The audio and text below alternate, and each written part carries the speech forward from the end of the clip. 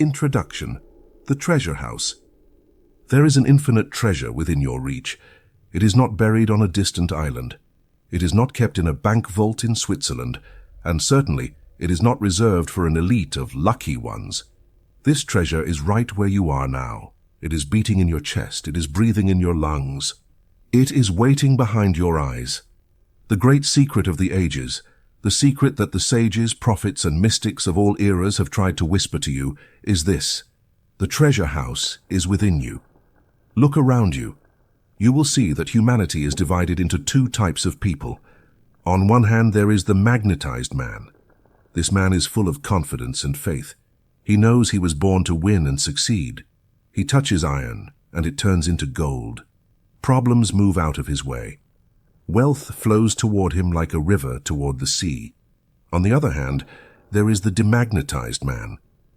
He is full of fears and doubts. If you give him an opportunity, he sees an obstacle. If you give him money, he is afraid of losing it. He works hard, sweats, strives, and yet he lives in scarcity and anxiety. What is the difference between these two men? It is not their talent, it is not their family, it is not their luck. The difference is that one has awakened the inner master, and the other walks asleep over a diamond mine. Welcome to the definitive revelation. What you are about to hear is not just another self-help book. It is not a collection of tips to think positive. This is an operations manual. You possess the most powerful instrument in the universe, your subconscious mind. But no one gave you the instruction manual at birth. You have been operating this divine machine at random, pressing buttons without knowing what they do. You have planted seeds of fear, and you have harvested panic. You have planted seeds of poverty, and you have harvested debts. And then you have wondered, why is life so hard on me? Life is not hard. Life is an exact mirror. Your subconscious mind is a fertile soil that accepts any seed you deposit in it, whether good or bad. It does not argue. It does not judge. It has no sense of humor. If you tell it, I am a failure, it will move heaven and earth to make sure that you fail. If you tell it, I am immensely rich, it will orchestrate the strangest coincidences to put money in your pocket. This power is called infinite intelligence. It is the same force that moves the galaxies, that makes the flowers grow, and that repairs your skin when you cut yourself. That force is not up there. It is in here, and it is waiting for your orders. In this audiobook, we are going to demystify the miracle. We are going to remove the religious veil, and we are going to see it for what it is, a cosmic and scientific law. I will teach you to use scientific prayer, not the prayer of the beggar who asks please, but the decree of the king who knows that his word is law. You will learn to imprint health on your sick body. You will learn to imprint wealth on your empty account. You will learn to imprint love on your loneliness. Not through willpower. Willpower is weak and gets tired, but through imagination and faith. Stop fighting with the outside world. The outside world is only the effect. If you want to change your face in the mirror, you cannot shave the mirror. You have to shave your face. If you want to change your life, you have to change the internal cause. Get ready. You are about to meet your invisible servant. You are about to discover that you have never been alone. You are about to enter the treasure house. Open your mind. Empty it of prejudices. Because what you are going to hear today is your divine right. Chapter 1. The Captain and the Crew, the Hidden Dynamic. To possess the treasure, you must first understand the map. And to operate the most complex machine in the universe, you must first know its controls. The greatest mistake humanity makes, the root cause of all suffering, poverty, and confusion, is ignorance of its own nature. Most people believe they have one mind. They believe they are a single entity that thinks, decides, feels, and acts. But this is not accurate. You do not have one mind. You have two distinct functions within a single mind. They are two spheres of activity as different as day and night, as different as the sun and the moon or man and woman. Throughout history, they have been given many names: the objective and the subjective mind, the conscious and the deep mind, the voluntary and the involuntary mind, the male and the female. It doesn't matter what we call them. What matters is that you understand the power relationship between them, because one of them has the power to choose the destination, and the other has the power to make it a reality. One is the architect, the other is the builder. One is the seed, the other is the earth. To understand this master secret once and for all, and so that it is never erased from your memory, we are going to use the most perfect metaphor ever conceived to explain the human psyche. Imagine that you are the owner of a gigantic ocean liner. You are the captain. You are standing on the bridge at the highest part of the ship. You have a panoramic view of the ocean. You have maps, compasses, radars, and binoculars. You see where you are going. You decide the destination. If you want to go to New York, you give the order. If you want to go to London, you give the order. Your job is to observe, reason, and decide. This is your conscious mind. It is your rational, logical, analytical mind. It is the part of you that says, I want to be rich, I want to get married. Today I'm going to eat salad. But as powerful as the captain may seem, he does not move the ship. The captain does not have the physical strength to push thousands of tons of steel through the water. The captain doesn't even know how the turbines work. He only touches buttons and moves levers. Below him, far below, in the depths of the ship where the sunlight does not enter, is the immense engine room. There is a crew of thousands of strong, sweaty, and obedient men. There are gigantic boilers, pistons the size of buildings, massive gears, and roaring furnaces. There resides the true power of the ship. This is your subconscious mind. Here is the key to the mystery. The men in the engine room do not see the outside. They don't know if the ship is heading toward a tropical port or an iceberg. They don't know if it is day or night. They don't care about the destination. Their only function, their only law, is blind obedience to the orders that come down from the bridge. If the captain, your conscious, says through the megaphone, full speed north, the crew in the engine room, your subconscious, throws coal into the fire and accelerates the engines. They don't go up to the bridge to ask, hey captain, are you sure? Because the radar says there are dangerous rocks to the north. No, they do not reason. They execute. They assume that the captain knows what he is doing. If the captain, out of fear, confusion, or ignorance, gives the order, turn toward the reefs, the crew will turn toward the reefs with the same efficiency and enthusiasm with which they would turn toward a safe port. The subconscious does not judge your orders. The subconscious does not say, this is a stupid idea, I better not do it. The subconscious says, at your command, sir, and it moves the energy of the universe to fulfill your decree. Now look at your life. Look at your bank account. Look at your health. Look at your relationships. Everything you see is the result of the orders you have been sending to the engine room for years. The problem is that most people are drunk, asleep, or terrified captains. They are on the bridge shouting destructive orders without realizing the microphone is on. Every time you say, I can't afford this, your subconscious in the engine room takes note. The captain says we have no resources, block all opportunities, generate unforeseen expenses, make sure he can't afford it. And you are surprised when the money doesn't arrive. Every time you say, I always get sick in winter, your subconscious, which controls your immune system, says, order received, lower the defenses, prepare the mucous membranes for infection. The captain wants to get sick in winter and his wish is my law. And you are surprised when you get the flu. Every time you say, I will never find the right person, everyone betrays me, your subconscious says, attention, activate the attraction radar, look only for unfaithful, lying, or unavailable people. The captain wants to confirm his theory that everyone betrays. Do you realize the horror and the wonder of this? Your subconscious does not try to hurt you. On the contrary, it loves you so much and is so faithful that it gives you exactly what you say and feel, even if it destroys you. It is such a perfect servant that it will serve you poison if you ask for it in a gold cup. People say, but I didn't ask to be poor, I want to be rich. Yes, consciously you want it. But subconsciously, in your internal dialogue, in your deep feelings, you are emitting the signal of, I am afraid of poverty, or money is hard. And the subconscious does not listen to your superficial desire. It listens to your deep conviction. The captain does not give orders only with words. He gives orders with emotions. Emotion is the megaphone. An order given without emotion is a whisper. An order charged with fear or faith is a shout that puts the turbines at maximum.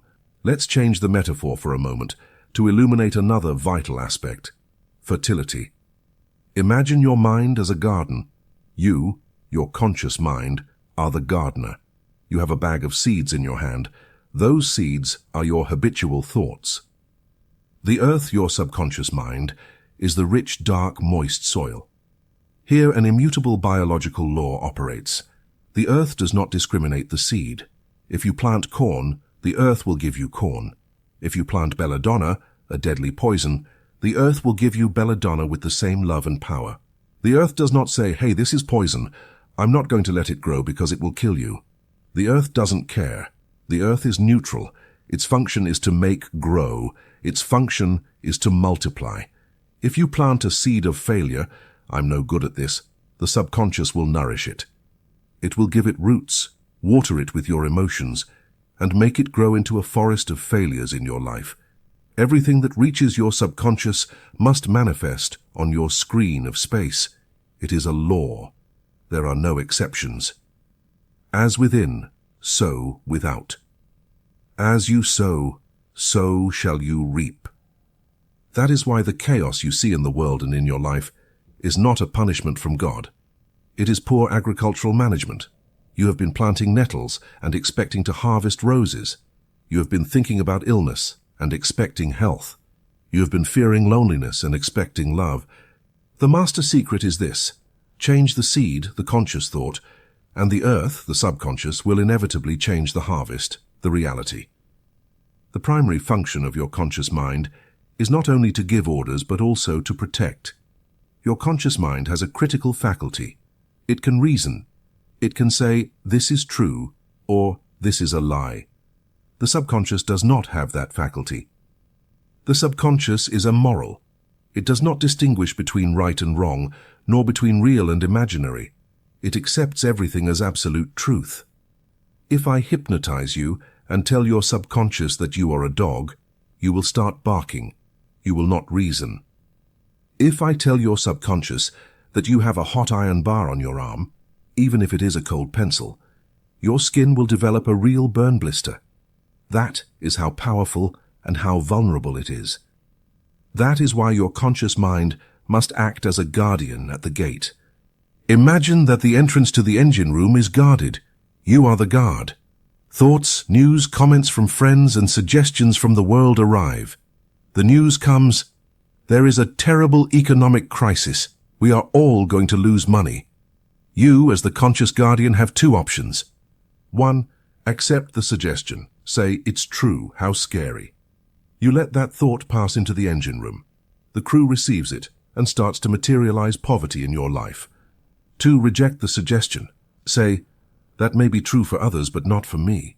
My world is full of divine wealth. You slam the door in the face of that thought.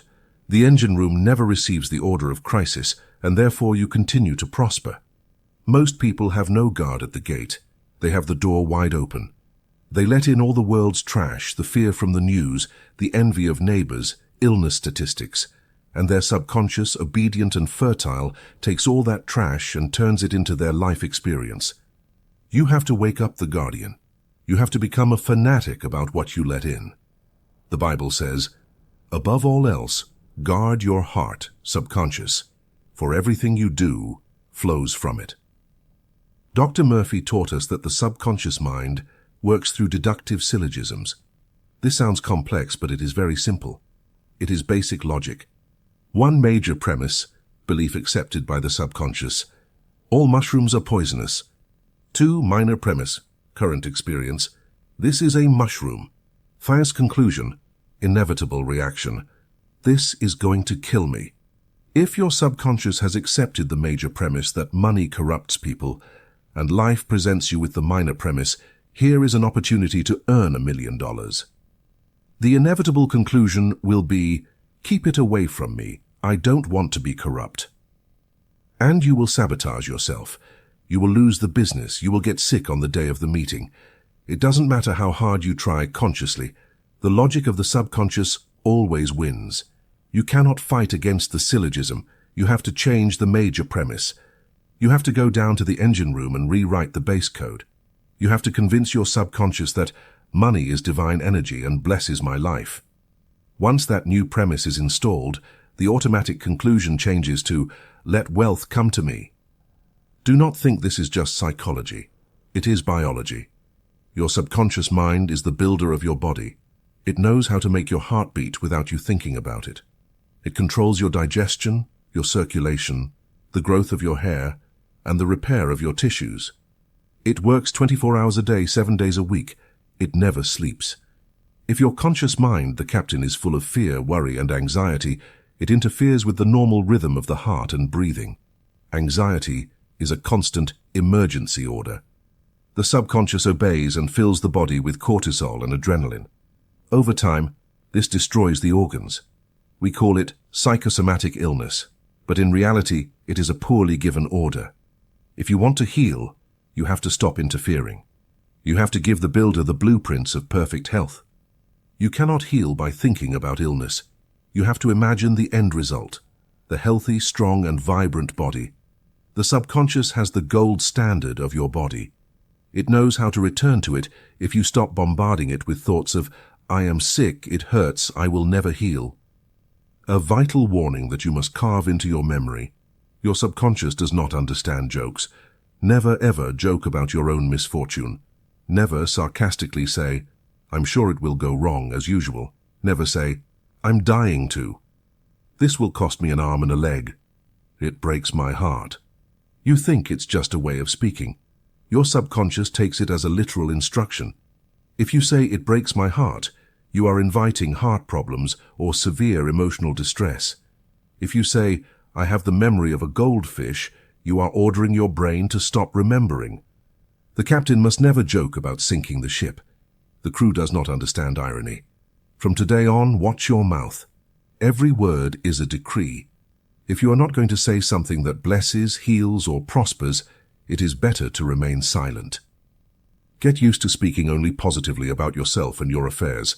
At first, it will feel strange, artificial. You will feel like you are lying to yourself. It doesn't matter. You are training the crew. Fake it until you believe it.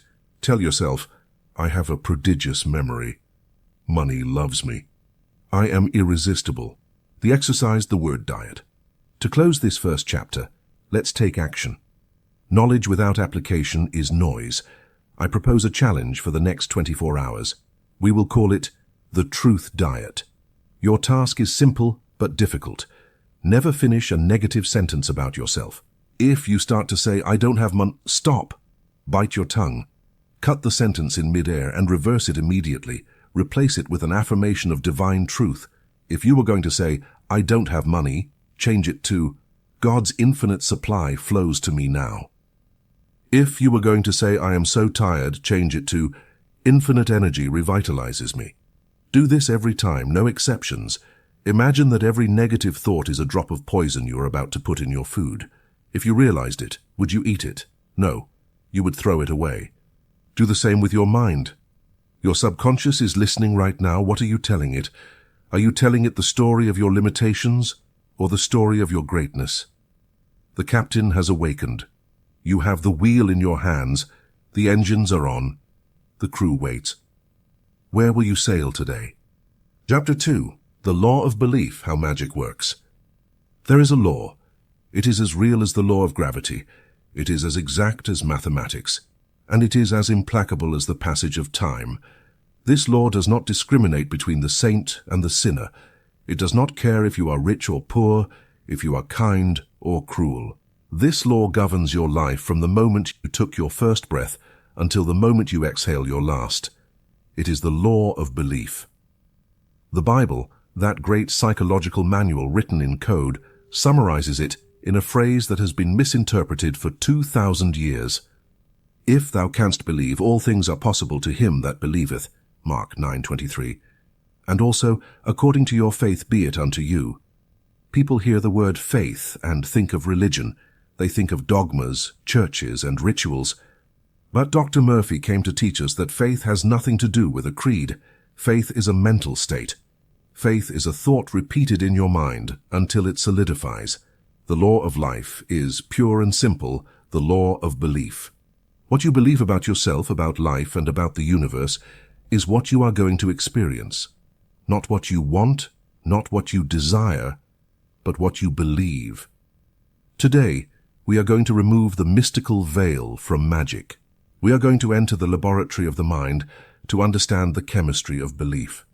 You're going to discover why your prayers have not been answered yet and how to change the code so that the universe has no other option but to say yes to you. Let's start by tearing down a gigantic myth. Throughout history, people have been healed and have obtained miracles by praying to all kinds of things. Some pray to a bearded god in the sky. Others pray to a wooden statue. Others pray to fire. Others pray to the bones of saints. In Africa, some pray to a juju charm.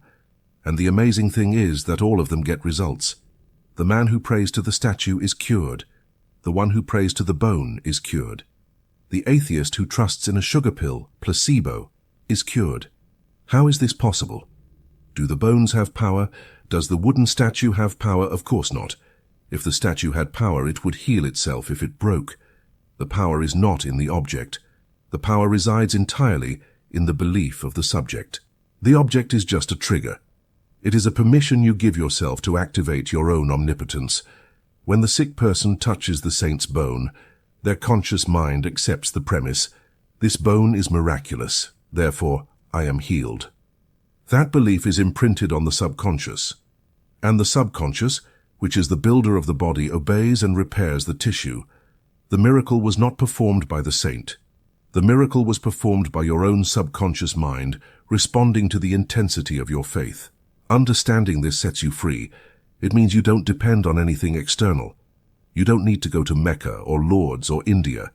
Your mind is the place of pilgrimage. The magic is not in the wand, it is in the magician. To master the law of belief, you must understand the nature of the infinite intelligence that inhabits you. Many people are afraid of God because they believe God is judging them. They believe that if they ask for money, God will think they are selfish. They believe that if they get sick, it is because God is punishing them. Listen to me carefully. Your subconscious is neutral. It is like electricity. Electricity is not good or bad. If you use electricity to light a hospital and save lives, electricity says yes. If you use electricity to electrocute a prisoner in the electric chair, electricity says yes. It does not judge the use. It only delivers the power. Your subconscious mind works the same way. It is a principle, not a person. It has no morality. It has no grudge. It has no favorites. If you deeply believe life is a valley of tears, your subconscious, which is God in you, will say, accepted. Here you have more tears, more pain, and more suffering, because that is your order. It does not punish you.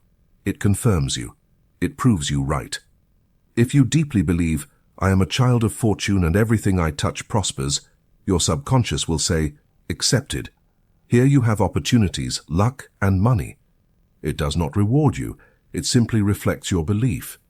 The Bible says, He maketh His sun to rise on the evil and on the good, and sendeth rain on the just and on the unjust.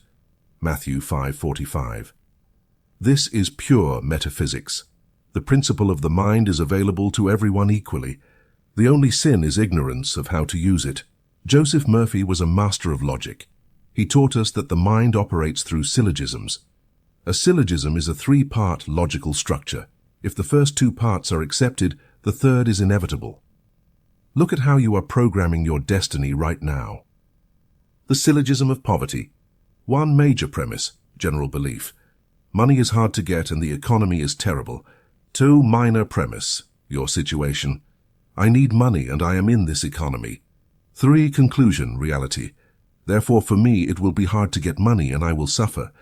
Your subconscious is a deductive machine.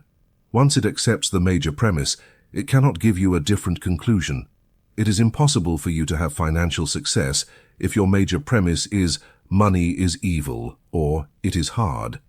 It would be a logical contradiction for your operating system. To make magic, you have to hack the syllogism. You have to change the major premise, the syllogism of the miracle. One major premise, wealth is divine energy and flows infinitely to those who open themselves to it. Two minor premise, I am a divine creation open to receiving. Three conclusion, therefore wealth flows to me inevitably, effortlessly, and in abundance. When you install this new major premise in your subconscious, Reality must reorganize itself so that the conclusion is true. Coincidences begin to happen. They call you. They give to you. You find things. It is not luck. It is subconscious logic fulfilling itself. This is where most fail. You look at your reality and see facts. The fact is that you have a $10,000 debt. The fact is that the doctor said your illness is chronic. The fact is that you are alone. And you say, how am I going to believe I am rich if the fact is that I am broke? I would be lying to myself. Dr. Murphy taught us the vital difference between facts and the truth. Facts are temporary. They are the result of your past beliefs. They are dust. They change. Ice is a fact, but if you apply heat to it, it turns into water. The truth is eternal. The truth is that you are spirit, and the spirit is limitless, abundant, and perfect. When you accept a negative fact as a final sentence, you bow down to it. You worship it. You make it your God. If you believe in your debt more than in your ability to generate wealth, you have made debt your idol. The law of belief requires you to deny the authority of the negative fact. It doesn't mean you don't pay the bill. It means you don't accept that the bill defines your future. You must say, it is a fact that I am broke today. But the truth is that my supply is infinite. Therefore, this fact is temporary and is changing right now. Never allow a 3D world fact to dictate your belief. Your belief must dictate the facts. Their belief is nothing more than a thought that you have thought many times. No one is born believing they are shy or bad at math. They told you once. It hurt you. Emotion. They repeated it to you. You told yourself. And in the end, a groove was formed in your mental vinyl record. Now the needle falls into that groove automatically. To install a new belief, magic, you need 2 ingredients. 1, repetition. You have to run the mental lawnmower many times over the same path to create a trail in the jungle. An affirmation said once does nothing. 2, emotion. This is the glue. A dry thought, I am rich, is like a dry seed on a stone. It does not germinate. You need to wet the seed with emotion, enthusiasm, gratitude, peace, or even positive indignation. Enough, I deserve more. The subconscious responds to feeling. If you say, I have perfect health, but you feel fear and pain, the subconscious receives the signal of fear, not the word health. That is why the secret is not just repeating like a parrot. The secret is to feel the reality of what you say. How would you feel if you were already rich? Would you feel anxious? No. You would feel calm, secure, maybe a little excited. That feeling of calm and security is the ink with which the belief is written. If your logical mind, that skeptical captain on the bridge, still doubts that your belief can alter matter, look at medical science. The placebo effect is irrefutable proof of the law of belief. In double-blind experiments, a group of patients with ulcers or depression is given a sugar pill, inert, but the doctor, an authority figure, suggestion, tells them, this is a powerful and potent new medicine that will cure you in 3 days. The patient believes. Their conscious mind accepts the premise. It transfers the order to the subconscious, and the subconscious manufactures within the body the exact chemicals needed to heal the ulcer or balance the serotonin. The patient is cured with sugar. Who cured them? It was not the sugar, it was their activated belief. If your mind can manufacture complex chemicals to cure a cancer or an ulcer just because it believes it took a medicine, what else can it manufacture? It can manufacture the coincidences to make you rich. It can manufacture the charisma so that you find love. The mechanism is identical. You are the patient and you are the doctor. The sugar pill is your affirmations. If you believe in them, they work. Why is it so hard to believe good things? Because we live under a bombardment of heterosuggestion, suggestion that comes from others. Since you were born, the world has been hypnotizing you. Life is hard. Money doesn't grow on trees. At your age, it's already hard to lose weight. Prepare for the worst. You are hypnotized. You think they are your thoughts, but they are mental viruses implanted by society, the news, and your family. The law of belief works against you because you have accepted the beliefs of the masses.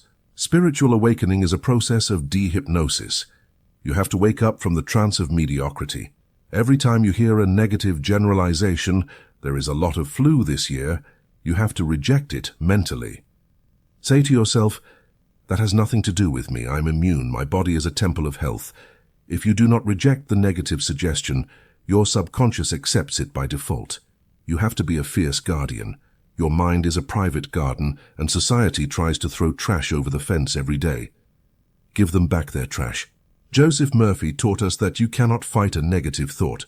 If I tell you, "Do not think about the Statue of Liberty," you immediately think about it. If you fight against your fear of poverty, "I don't want to be poor," you focus on poverty. The law of belief requires the law of substitution. When a negative thought comes, "I won't be able to pay," do not fight it. Immediately, replace it with its positive opposite, like someone changing a slide in a projector. Take out the debt slide and put in the God's abundance slide. Say, "God is my instant and eternal source. All my needs are met at the right moment." Do it 1,000 times a day if necessary. At first, the negative thought will return like a bothersome fly. Substitute it again and again. There will come a moment when the negative thought will give up. You will have starved the old neuronal belief and fed the new one. I want you to understand this with crystal clarity.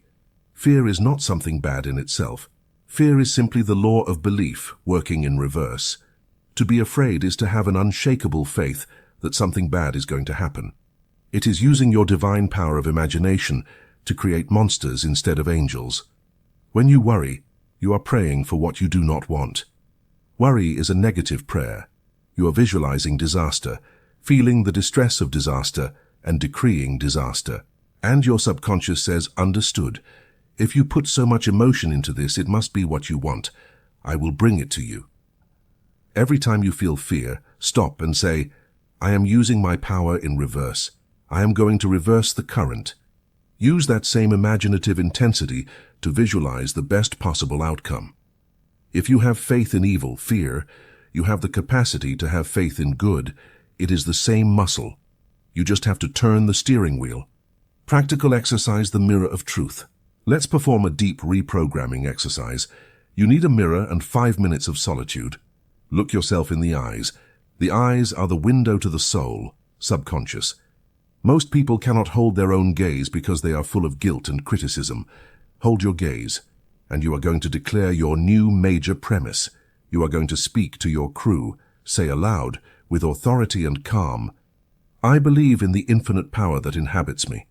I reject and cancel any belief of scarcity or limitation that I have accepted in the past. From today on, my law is abundance. My law is health. My law is love. Be it unto me according to this new faith." Feel how the words enter through your eyes and go down to your heart. Repeat it until you feel a chill, a sense of certainty, or even the urge to cry. It is the release of the old pressure. You have planted the seed. Now, do not dig it up with doubts. Let it grow. Chapter 3. Reversed effort while you fail to manifest. Imagine that you are pushing a door. You push it with all your strength. You sweat. Your muscles tremble. Your shoulders ache. You scream in frustration. You have spent years pushing that door called wealth, or that door called health. And the door doesn't move a single millimeter. You are exhausted. You are about to give up. And then, exhausted, you lean against the door and take a step back to breathe. And the door opens on its own. It was a door that opened toward you, not outward. All your titanic effort, all your struggle, all your willpower was not only useless, it was what kept the door closed. Welcome to the most frustrating and liberating paradox of the human mind. Welcome to the law of reversed effort. The world has taught you a dangerous lie. They have told you, if you want something, fight for it. No pain, no gain. Strive to the maximum. In the physical world, moving bricks or digging ditches, this may be true.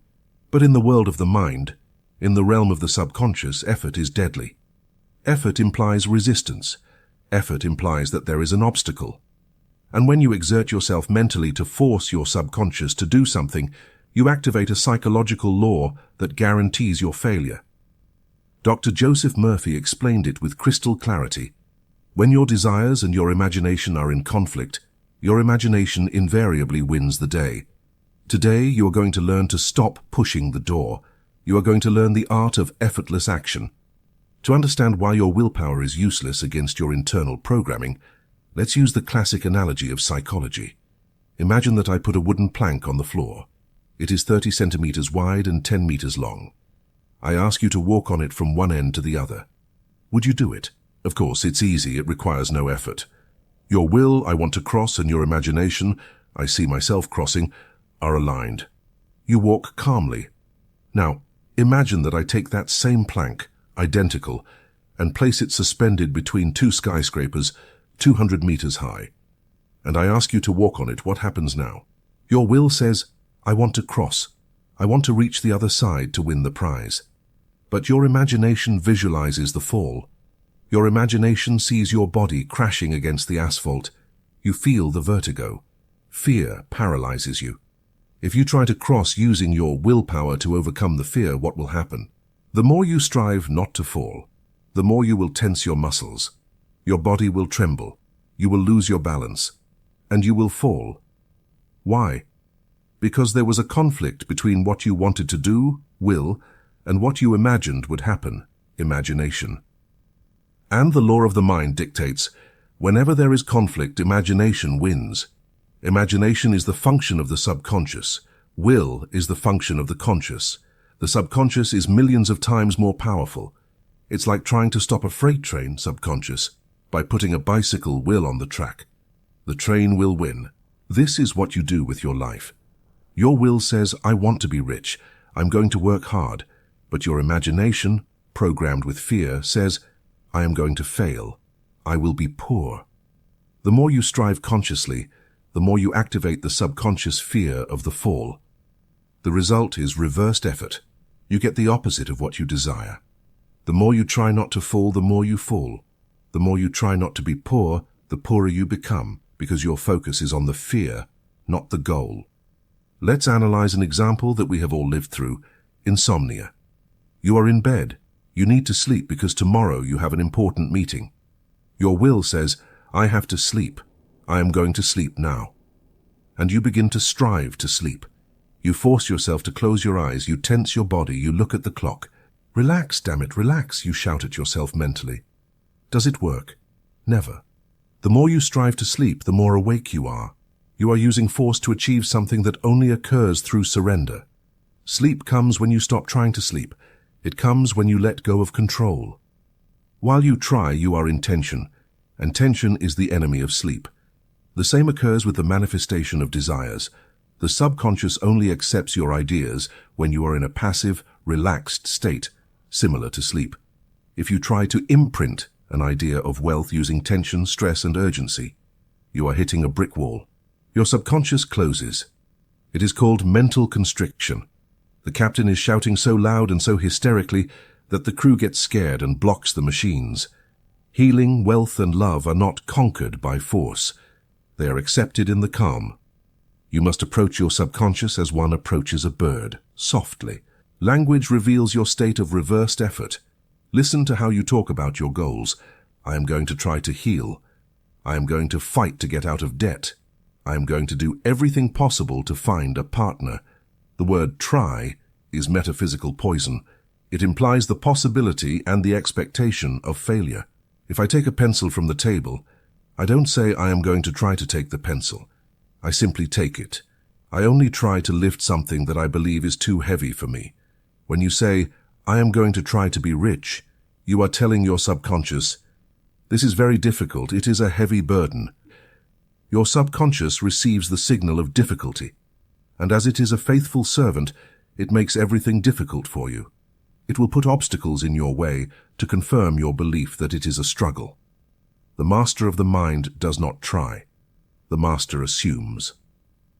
The master does not fight against poverty. They simply ignore it and focus on wealth. The master does not fight against disease. They rest in health. Eliminate the word struggle, battle, effort, and sacrifice from your spiritual vocabulary. Those words belong to the old paradigm. Let's talk about what happens physically in your brain when you use effort. When you stress about achieving something, your brain shifts to high beta waves. You enter survival mode. Your focus narrows. Your body releases cortisol. In this state, the connection between the conscious and the subconscious closes. If, in that state of anxiety, you try to make positive affirmations, It is like trying to sow seeds in a block of cement. You say, I am rich, with clenched teeth and a stomach churning with fear of the bills. What are you really recording? You are recording the anxiety, not the wealth. Your subconscious does not listen to the words. It feels the vibration of fear. And it says, the captain is terrified by the lack of money, more scarcity. That is why Dr. Murphy insisted so much. Do not force your mind. Do not use coercion. If you feel that you are pushing, stop. Effort is a sign that you have lost faith. So how do we imprint the desire if we cannot use force? The answer is liquefying the mind. Concrete does not accept seeds, but water does. You have to take your mind from a solid state, beta, alert, stress, to a liquid state, alpha, theta, relaxation, sleepiness. Joseph Murphy called this sleep therapy or the drowsy state. It is that moment just before sleeping, or just upon waking, or after a deep meditation. In that state, the guardian at the gate is sleepy. He has lowered his guard. The door to the engine room is open. There is no resistance, no effort. In that state, any idea that you drop gently into the mind sinks to the bottom and germinates. You don't have to shout, you have to whisper. Imagine that your subconscious is a sleeping baby. You don't shout orders at him, you whisper a lullaby in his ear. Wealth, success, health. I'm going to teach you how to deactivate reversed effort in 3 minutes. 1. Immobilize the body. Sit or lie down. Physical activity stimulates the objective mind. 2. Defocus attention. Stop thinking about the problem. Close your eyes. 3. Speak to your body. Say, son, feet relax, legs relax, everything is at peace. 4. Introduce the idea. Now in that peace, visualize your desire fulfilled, but not as a frenetic movie, but as a static image or a short phrase. Simply feel the satisfaction. Say, thank you, it is done. Feel the effort disappear. The door has opened. Here is the nuance that separates dreamers from manifestors. Not using effort does not mean being mentally lazy. It means using disciplined imagination. Reversed effort occurs when your attention jumps from desire to fear.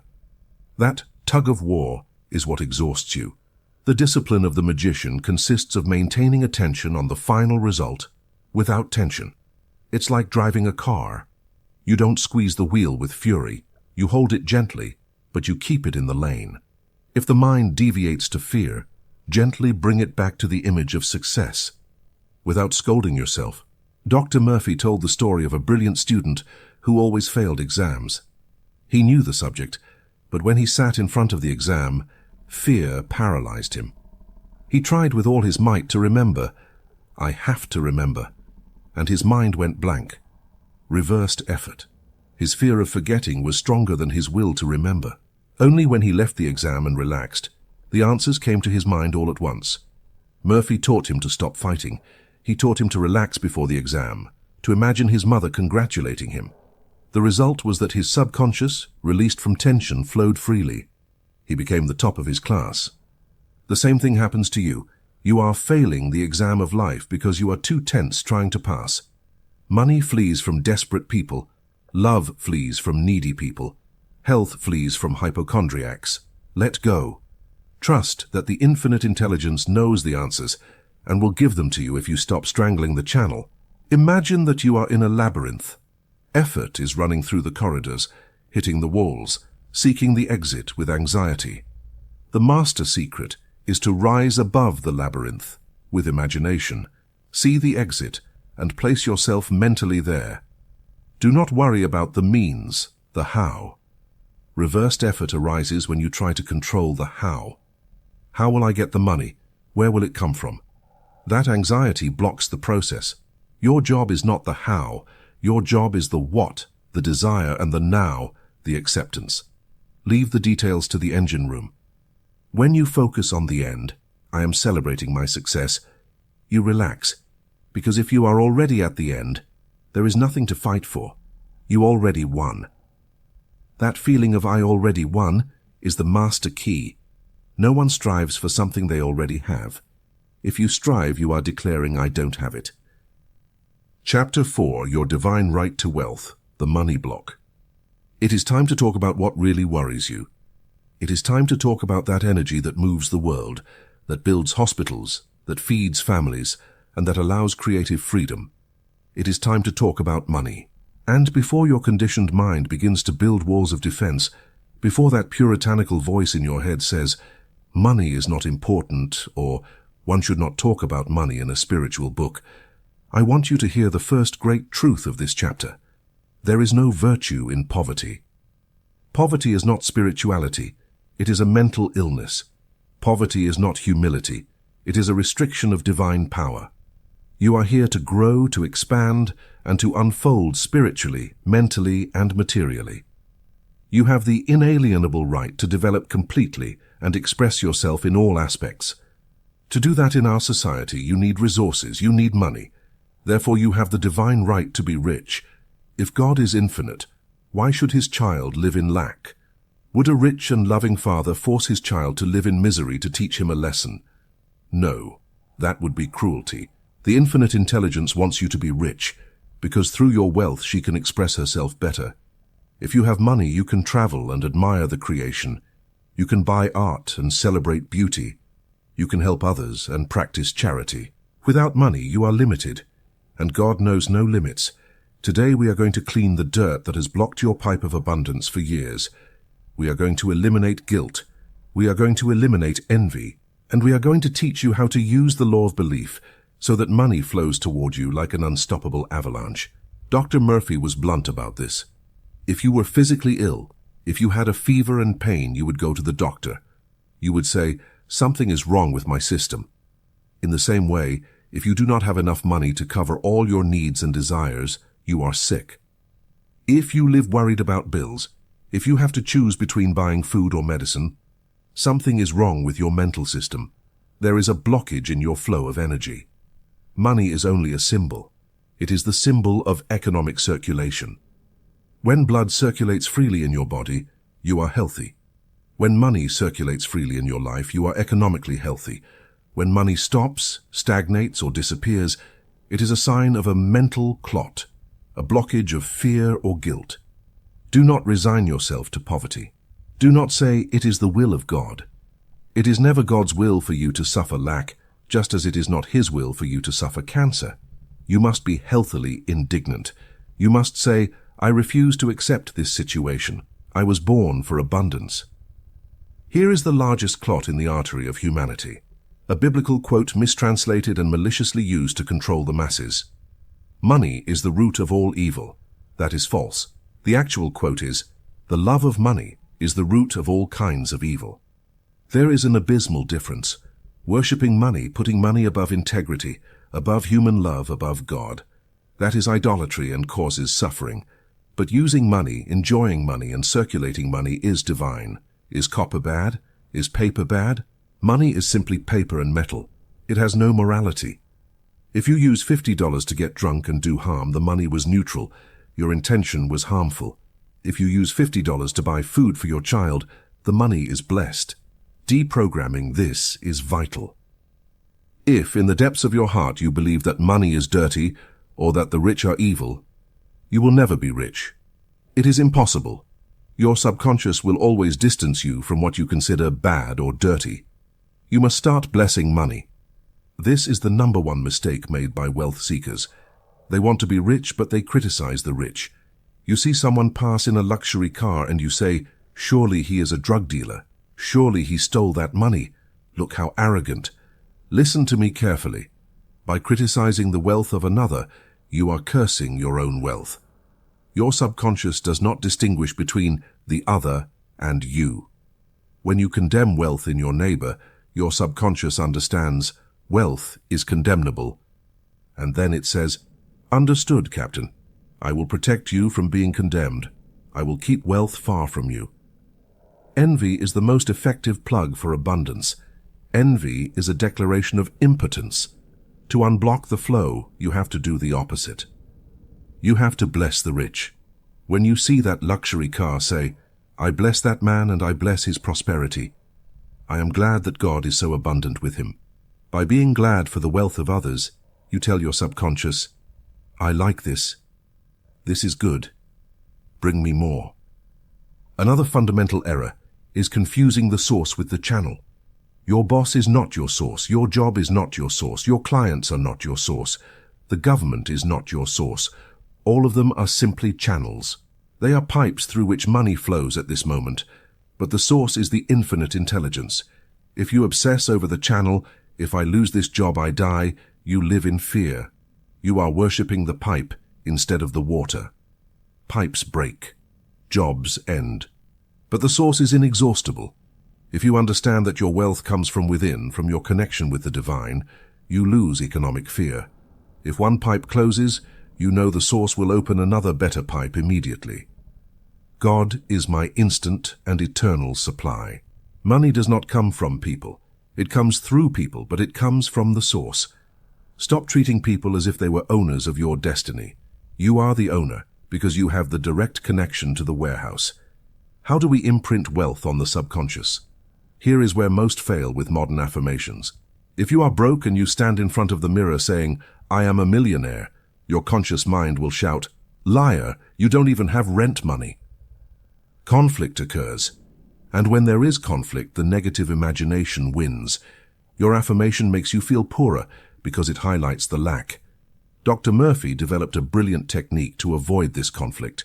He told his patients to use abstract words, words that represent eternal truths which the conscious mind cannot argue with. The technique: relax. Enter a drowsy state and repeat softly, like a lullaby, only these two words: wealth, success. Do it for 5 minutes, 3 or 4 times a day. By saying wealth, you're not saying I am rich now. You're invoking the concept of wealth. Your conscious mind cannot say it's a lie because wealth is a universal fact. It exists. The subconscious takes that vibration and magnifies it. Expand this technique to your daily life. When you walk down the street, play the wealth walk. Look at the beautiful houses. Look at the expensive shop windows. Look at the banks and say, all of this is God in action. All of this is abundance. Do not say, I could never buy that. Say, I accept that in my mind. It is part of my world. Visually appropriate the wealth of the world. If you see a gold watch, do not feel the separation. Feel that on the quantum level, it is already yours because you are perceiving it. By familiarizing yourself with luxury, you remove the fear. Many people are afraid to enter luxury stores. They feel unworthy. Enter. Breathe the air of wealth. Accustom your subconscious to that environment. Tell it. This is our natural place.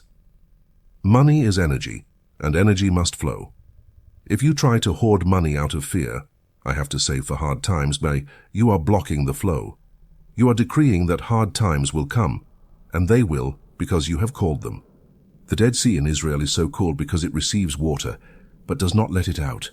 The water stagnates and kills life. You must be a river, not a stagnant reservoir. You must give. I don't just mean charity. I mean paying your bills with joy. When you pay for electricity, do not complain.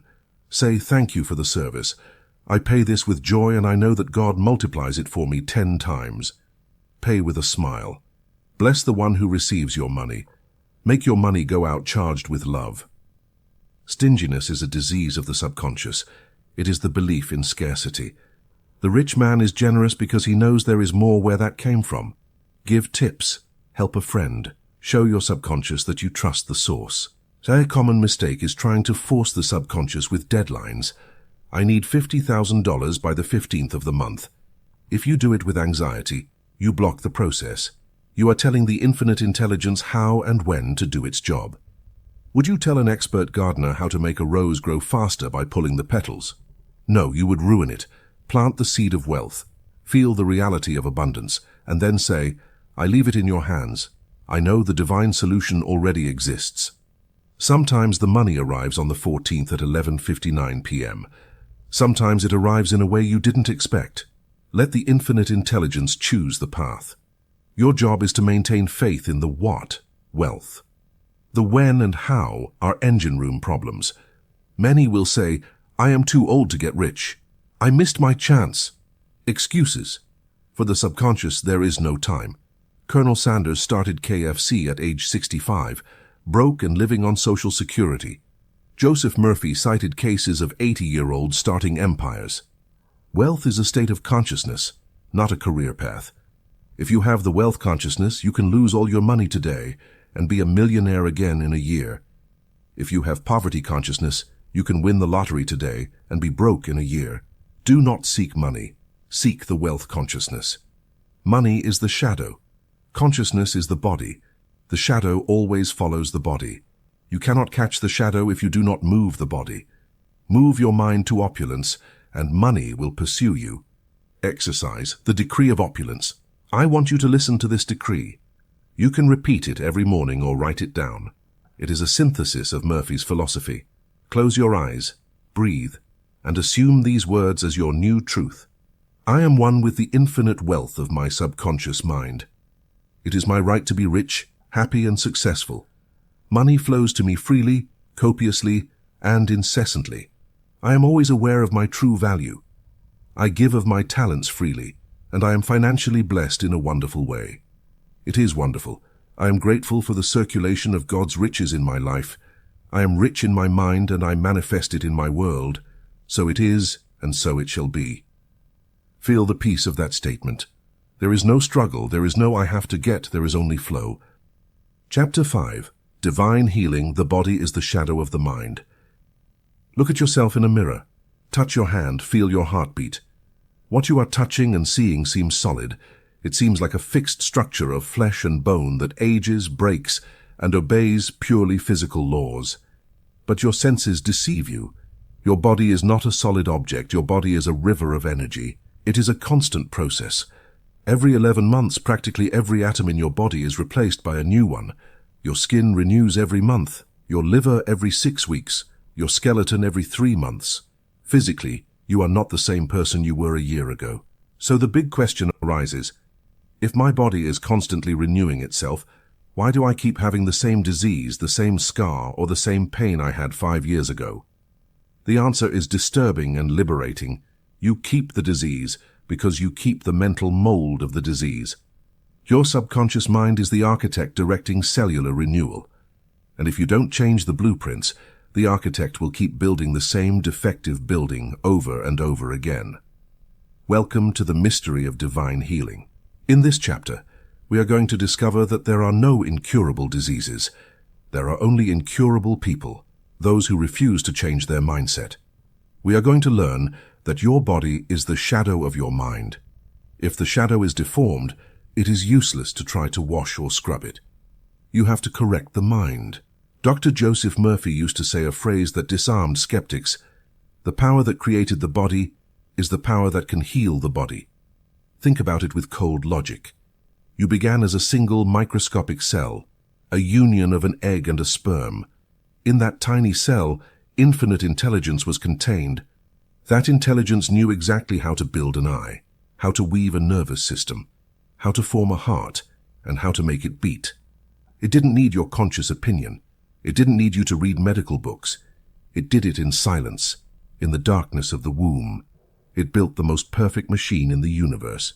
Now I ask, if that intelligence knows how to build a liver from scratch, wouldn't it know how to repair a damaged liver? If it knows how to weave skin, wouldn't it know how to close a wound? Of course it knows. It does it every day. If you cut your finger, you don't make it heal. You clean it and bandage it. You set the conditions. But it is the subconscious vital principle that sends white blood cells, creates fibrin, weaves new skin, and closes the gap. It is an intelligent process. The problem arises when we, with our conscious mind full of fear, the terrified captain, interfere. Anxiety, stress, and the belief in disease are stop the work orders. When you are afraid, you contract blood vessels and suppress the immune system. You are sabotaging the builder. Divine healing is not asking God for an external miracle. It is stopping getting in God's way. The word incurable terrifies people, but if you break down the word, or if you analyze it metaphysically, it simply means beyond external cure. It means that current medicine, with its chemical and surgical methods, has reached its limit. But it does not mean infinite intelligence has reached its limit. For God, your subconscious, there is no difference between healing a pimple on the nose and healing advanced cancer. Both are simply a configuration of atoms that needs to be rearranged. For the architect, erasing a small line on the blueprint or erasing a large line requires the same effort. None. Only a change of thought. Joseph Murphy's archives are full of documented cases of spontaneous remissions, hopeless people sent home to die who suddenly heal. What happened? They changed their mind. They let go of fear. They forgave an old grudge. They surrendered to peace. And by changing the signal, the subconscious, released from pressure, rebuilt the perfect organ in record time. Do not reject medicine. Doctors are channels of divinity. If you break a bone, go to the doctor to align it. But remember, the doctor aligns the bone. The subconscious welds it. Where does disease come from? Except for physical accidents or extreme genetic conditions, the vast majority of modern ailments are psychosomatic, psyche, mind, soma, body. Disease is the somatization of an unresolved mental conflict. Let's analyze the spiritual anatomy of disease. The stomach and ulcers. What is it that you cannot swallow in your life? Whom do you not digest? An ulcer is not what you eat. It is what is eating you. It is repressed rage and constant fear. The heart. Where is the flow of love and joy blocked? If you take the joy out of your life, the heart loses its reason for being. The lungs. Asthma. What suffocates you? Do you feel you have no right to occupy your space, to breathe your own life? Arthritis. It is crystallized criticism. It is mental rigidity. The lack of flexibility toward life's changes becomes lack of flexibility in the joints. Accumulated resentment calcifies. Your body is the map of your consciousness. Pain is a red light on the car's dashboard. Don't be so foolish as to break the red light. Take painkillers to silence the symptom, and keep driving without checking the engine, the emotion. Thank the symptom. It is telling you to change the order. If you still think this is mysticism without a base, let's talk about the placebo effect, the most studied phenomenon in medicine. If you give a patient a sugar pill and tell them with authority, this will take away the pain, 40 to 60% report real relief. Their brain releases endorphins. Their belief becomes biology. But there is the evil twin, the nocebo effect. If you tell a healthy patient you have symptoms of a deadly disease, that patient may begin to wither and die, even if the autopsy later reveals they were healthy. They died by decree. They died because they accepted the suggestion of death. Do you understand the power you have? Every time you say, "This is going to make me feel bad," you are taking a nocebo pill. Every time you read the side effects of a medicine on Google and get scared, you are programming your body to suffer those effects. You have to become your own placebo doctor. How do we heal? Not by fighting the disease. Remember the previous chapter, reversed effort. If you focus on killing the tumor, your focus is on the tumor. You give it energy. The subconscious does not understand no. You have to focus on the pattern of perfection. The technique. Sit and relax. Enter the drowsy state. Stop thinking about the diseased organ. Invoke the inner architect. Visualize the organ or your entire body functioning perfectly. Not healing, process, but healthy, result. See yourself running, laughing, eating well. Affirm, the infinite intelligence that made my body is remaking it now. Its healing power flows through every atom and organ. My body is the temple of the living God, and God does not dwell in ruins. I am perfect health. Do this morning and night. Don't check for results after 5 minutes. That is doubt. Dr. Murphy told of people who healed specific organs by talking to them directly. Your liver has intelligence. Your eyes have intelligence. They are colonies of living cells that respond to the captain's voice. If you have been insulting your stomach, you always hurt. Ask for its forgiveness.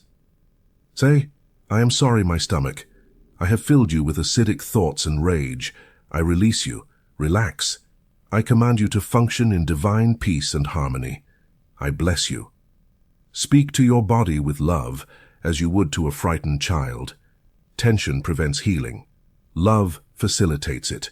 Dilatus musculus. Release, let go. Tell your nerves, calm, peace. Your body obeys your voice if you speak with love and authority. Try it now.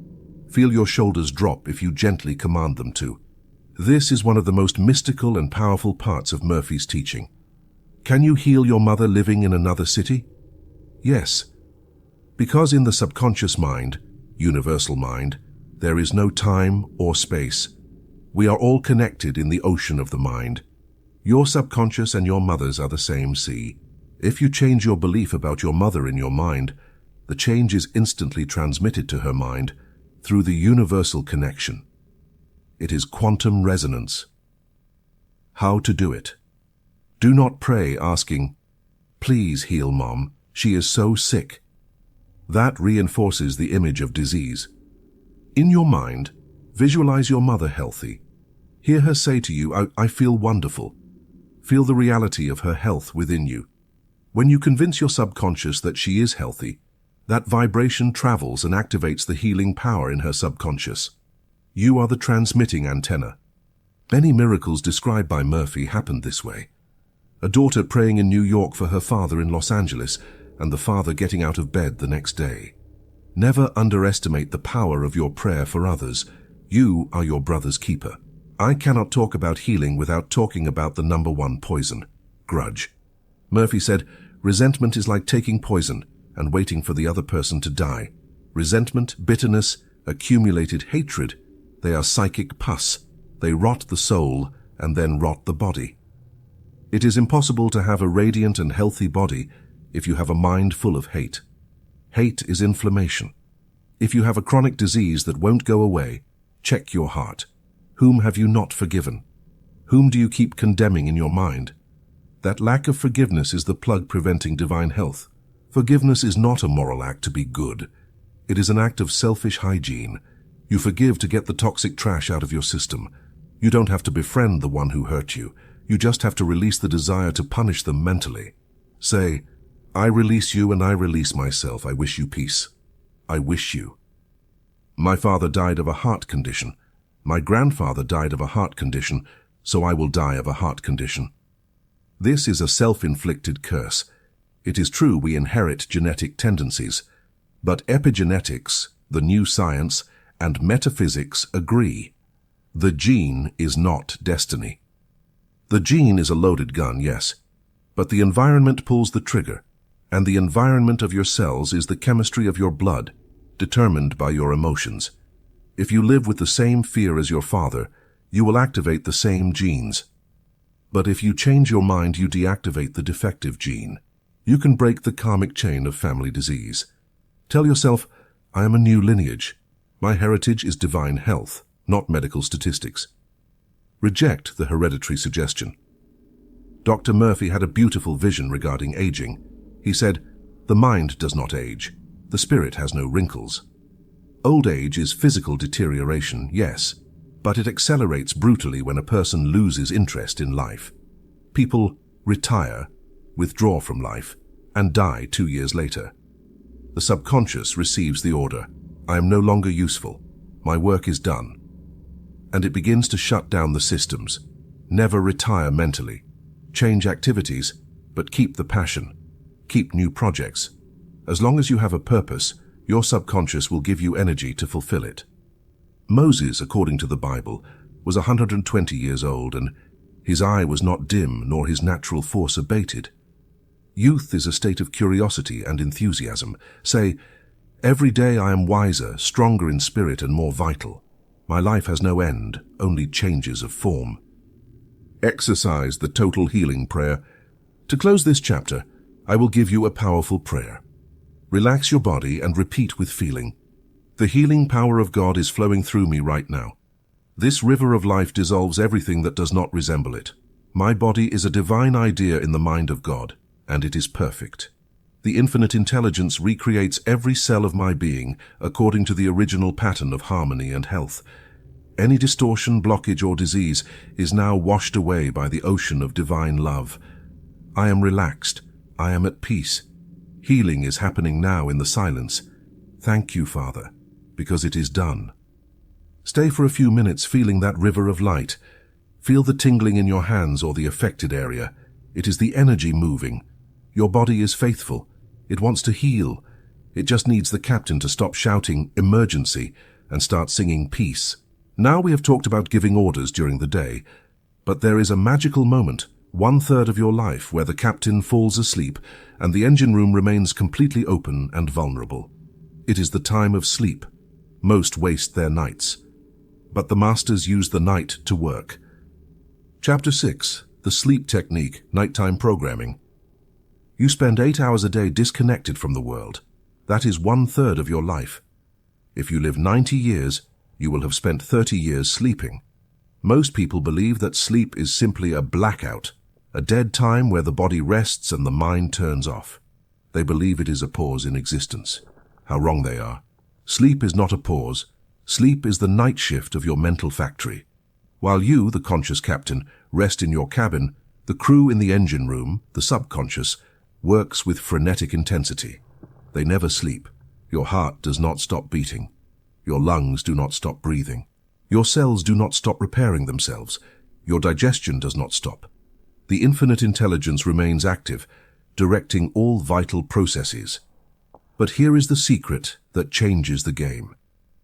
During sleep, interference disappears. During the day, your conscious mind is full of noise, doubts, fears, and worries. These block the communication with your deep power. But when you fall asleep, the conscious mind turns off. The guardian at the gate goes to sleep. The armored door of the engine room is left wide open. It is the moment of greatest vulnerability and greatest opportunity. If you learn to use the last 5 minutes before sleeping, you can achieve more progress in one night than in years of daytime effort. You can go to sleep being one person and wake up being another. You can go to sleep with a problem and wake up with the solution served on a silver platter. Welcome to the sleep technique. Today you are going to learn to stop wasting your nights. Today you are going to learn to hire the night shift to build your empire while you dream. Let's understand why this moment is so magical. It is not superstition, it is neuroscience. During the day, your brain operates in beta waves. It is a state of alertness, logic, and defense. If I tell you you are rich, your beta brain says, "Lie, look at your bank account." There is resistance. As you relax and lie down, your brain drops to alpha waves. You feel calm, but just before losing consciousness, at that moment where images start to become blurry and the body feels heavy, you enter theta waves. The theta state is the state of deep hypnosis. In theta, the critical mind, the skeptical captain, is gone. Anything, I repeat, anything that you hold in your attention at that precise moment falls directly to the bottom of the subconscious without a filter. It is like dropping a coin into a deep well. There are no obstacles, it reaches the bottom. Dr. Murphy taught us that this is the golden moment for reprogramming. Effort is null. Resistance is zero. However, what do most people do in this sacred moment? They profane it. Analyze your nightly routine. You lie down, you turn off the light. And what do? You start reviewing the problems of the day. I fought with my boss. I don't know how I'll pay the credit card. My back hurts, it's probably getting worse. Or even worse, you watch the news or social media full of tragedies and envy right until your eyes close. Do you realize what you are doing? You are going down to the engine room right before leaving, and you are telling the chief engineer, "Tonight, I want you to manufacture more anxiety. I want you to process this fight over and over. I want you to incubate this disease so that tomorrow it is worse." And you go to sleep, and your subconscious, obedient, spends 8 hours magnifying your problems. You wake up tired, in a bad mood, with a clenched jaw. And you say, "I woke up on the wrong side of the bed." No, you woke up with the result of your nighttime programming.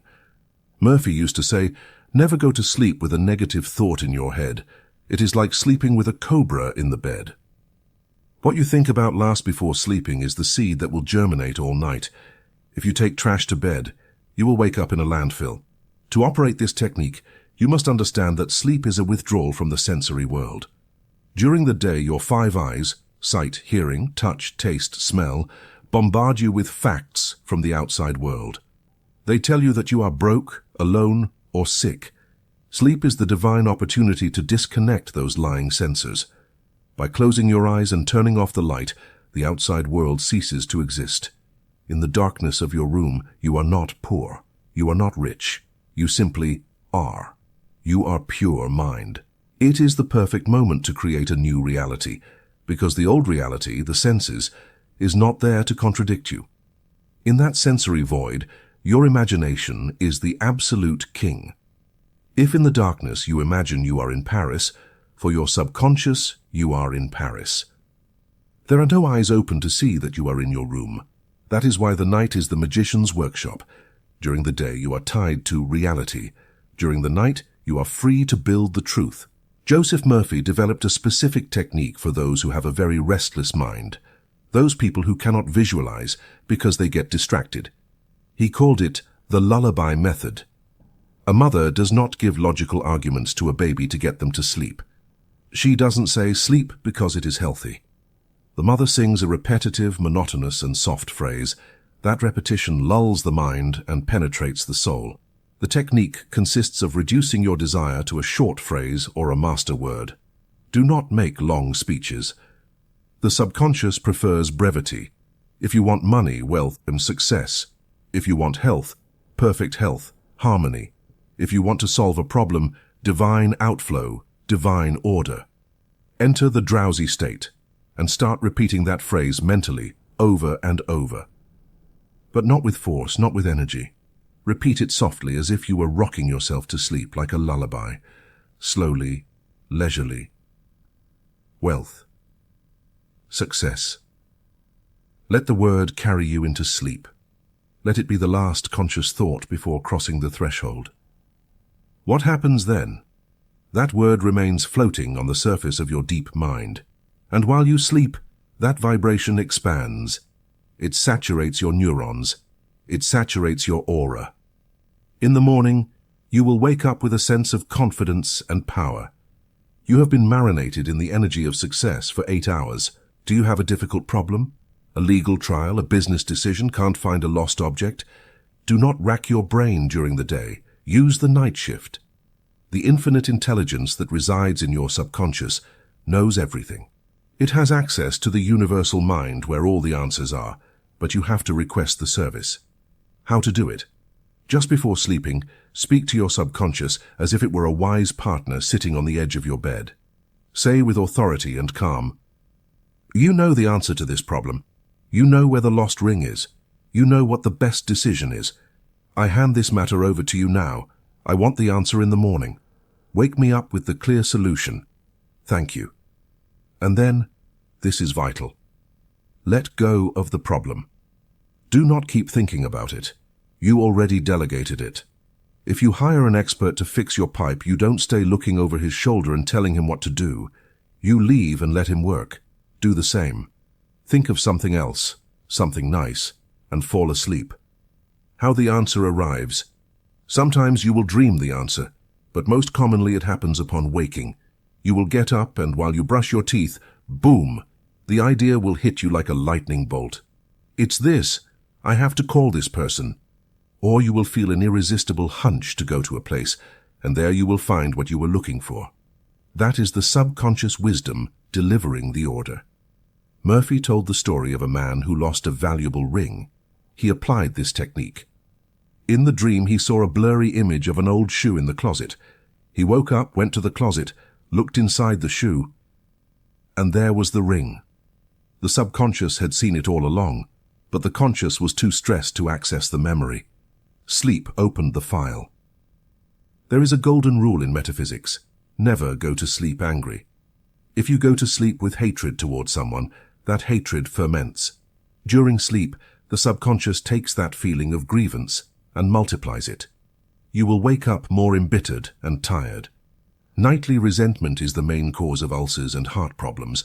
Before sleeping, you have to take out the trash. You have to clean the temple of your mind so that the nightly work is pure. If you had a fight, visualize the person. Say, "I forgive you, I release you, I let you go." The peace of God fills your soul and mine. There are no outstanding accounts. I sleep in peace. Do not do it for them. Do it for you. Clean your hard drive. If you fall asleep with grudge, you block the entrance of wealth and health. The subconscious cannot work in two opposite directions at the same time. Ensure that the only order that remains active at night is that of love and prosperity. Imagine that your subconscious is a bakery oven. Your thoughts are the dough. Sleep is the baking time. During the day, you prepare the dough. You mix your desires, your emotions, your visions. But the dough does not become bread until you put it in the oven and close the door. Going to sleep is putting the dough in the oven. If you spend the night opening the oven door, worrying, waking up with anxiety, the bread does not rise. It collapses. You have to trust the heat of the oven. You have to put your desire in, close the door, and know that the bread will be ready. This metaphor helps you understand why insomnia from worry is so destructive. It is culinary sabotage. If you cannot sleep, do not stay in bed struggling, reversed effort. Get up, read something spiritual or boring, calm your mind, and return to bed only when you are ready to trust the oven. Tell your mind the oven knows what to do, I rest. The sleep technique has a second part, the awakening. The first thought you have upon opening your eyes is critical. It determines the tone of your entire day. Most people wake up and say, "Oh no, another day, how lazy. I have so many problems." They have just aborted all the positive work the subconscious did during the night. They have just crushed the freshly baked bread. When you open your eyes, do not move. Stay still for a few seconds. That state, hypnopompic, is another magical window. Affirm immediately, "Thank you, Father, for this new day. Today is a day of divine success. Magic awaits me. Everything will go wonderfully well." Seal the nightly work with a morning decree. Catch the sense of peace from sleep and drag it with you into the day. If you wake up with an idea, write it down immediately. It is the facts the subconscious sent you from the night shift. Do not trust your memory. Dreams evaporate in seconds. Keep a notebook on the nightstand. We already talked about healing in the previous chapter, but sleep is the surgical moment. It is when the body enters anabolism, reconstruction. If you are sick, your best medicine is programmed sleep. Before sleeping, visualize your body full of light. Tell your subconscious, "Take control. Repair this organ while I rest. Wake me up renewed." And fall asleep with the certainty that you are on God's operating table. The subconscious works best without the interference of your conscious fear. Many people have healed simply by sleeping a lot and sleeping well, size with the right programming. Stop watching your symptoms at night. Hand over the body and withdraw the mind. Exercise the perfect nightly ritual. Let's design your new ritual for tonight. From today on, it is forbidden to go to bed just to see what happens. You are going to bed with a purpose. Step 1. Mental hygiene. 15 minutes before. Turn off screens, no news, no arguments. Read a paragraph of a spiritual book or listen to soft music. Lower the revolutions. Step 2. The download. Cleaning. If there is something worrying you, write it down on paper and say, "I will deal with this tomorrow. It doesn't serve me now." Forgive whoever offended you. Step 3. The request, the order. If you need a solution, ask for it clearly. If you just want general prosperity, choose your lullaby. Step 4. The trance lullaby. Lie down. Relax the body from head to toe. Start repeating your word or phrase. Wealth, success, health, peace. Do it without effort. Step 5. Trust. Feel that you are being held by the infinite intelligence. Say, "I leave it in your hands. It is done." If you do this tonight, you will wake up different. You will wake up with a battery recharged not only with physical energy, but with spiritual energy. You will have advanced miles toward your goal while you were still. Chapter 7. The Power of Scientific Prayer, the Formula. We have reached the point where most people get lost. Millions of human beings around the world kneel every day. They join their hands, look at the sky and ask. They ask for money. They ask for health. They ask for their partner to return. They ask for the war to end. They cry, they plead, they promise sacrifices. And yet most of those prayers are never answered. The sick remain sick. The poor remain poor. Why? Is God deaf? Is he capricious and chooses to bless some and ignore others? Absolutely not. The infinite intelligence has no favorites. The reason these prayers fail is because they violate the fundamental laws of the mind. Praying from fear, desperation, and supplication is, metaphysically speaking, praying for failure. When you plead, "Please God, get me out of this poverty," You are vibrationally affirming, I am poor, I am miserable, I have no power. And your subconscious, which is the executor of the law, says, confirmed, you are poor, here is more poverty. Today you're going to stop begging.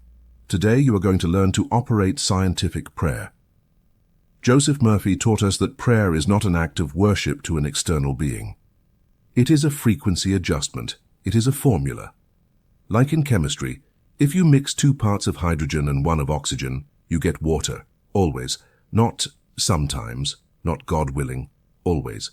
If you combine the right thought with the right emotion, you get the manifestation. Always. Welcome to the laboratory of the soul. I'm going to give you the 5-step formula to build a prayer that the universe cannot ignore. First, let's clean up your vocabulary. In mental science, we often do not use the word prayer because it is contaminated by centuries of superstition. We prefer the word treatment. When you have an infection, you apply a medical treatment. When you have a situation of lack or disease, you apply a spiritual treatment.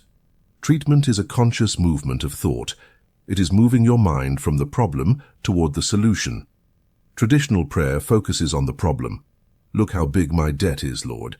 Scientific prayer focuses on the solution. One looks at the darkness. The other turns on the light. Understand this. Scientific prayer is not about changing God. God, the infinite intelligence, is already perfect, already abundance, already health. He does not need to change. Prayer is about changing you. It is about changing your own mind so that you can receive what is already there waiting for you.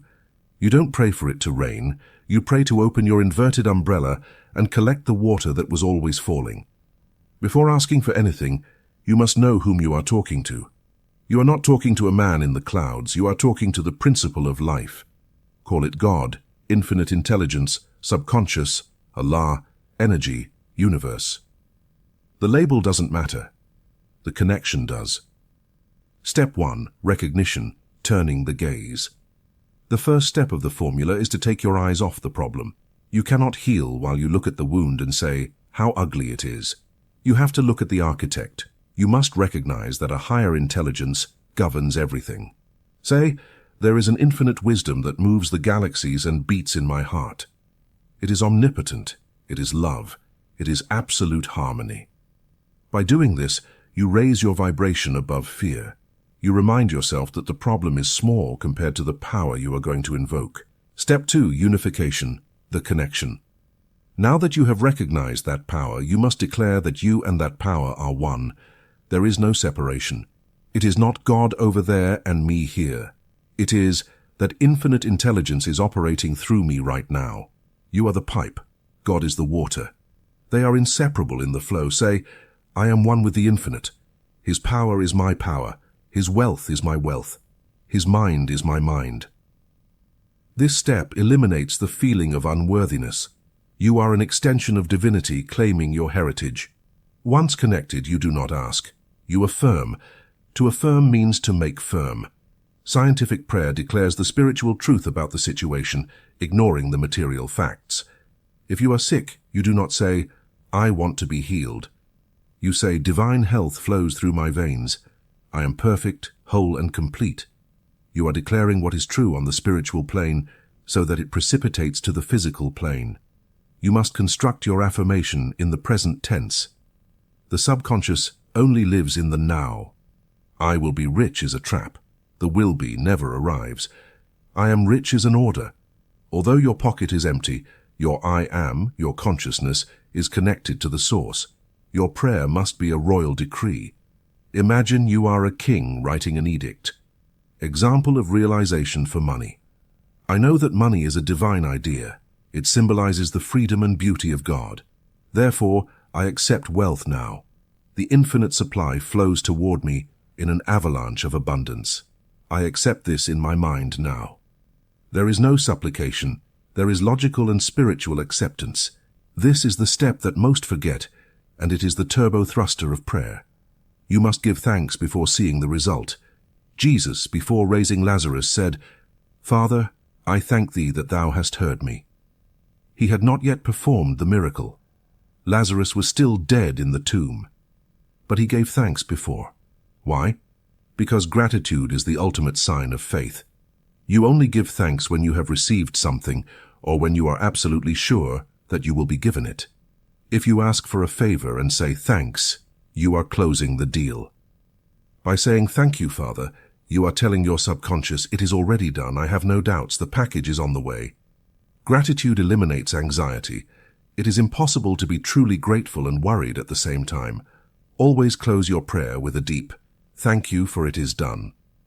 Beginners fail here. They say the perfect prayer, feel the peace, and 5 minutes later they start worrying again. That is like planting a seed and digging it up 10 minutes later to see if it has roots. You kill it. The last step is to release. You have to hand over the problem to the infinite intelligence and take your hands off it. Imagine you have an urgent letter. You write it, prayer, you put the stamp on it, gratitude, and you drop it in the mailbox, release. Once the letter drops, it is no longer your problem.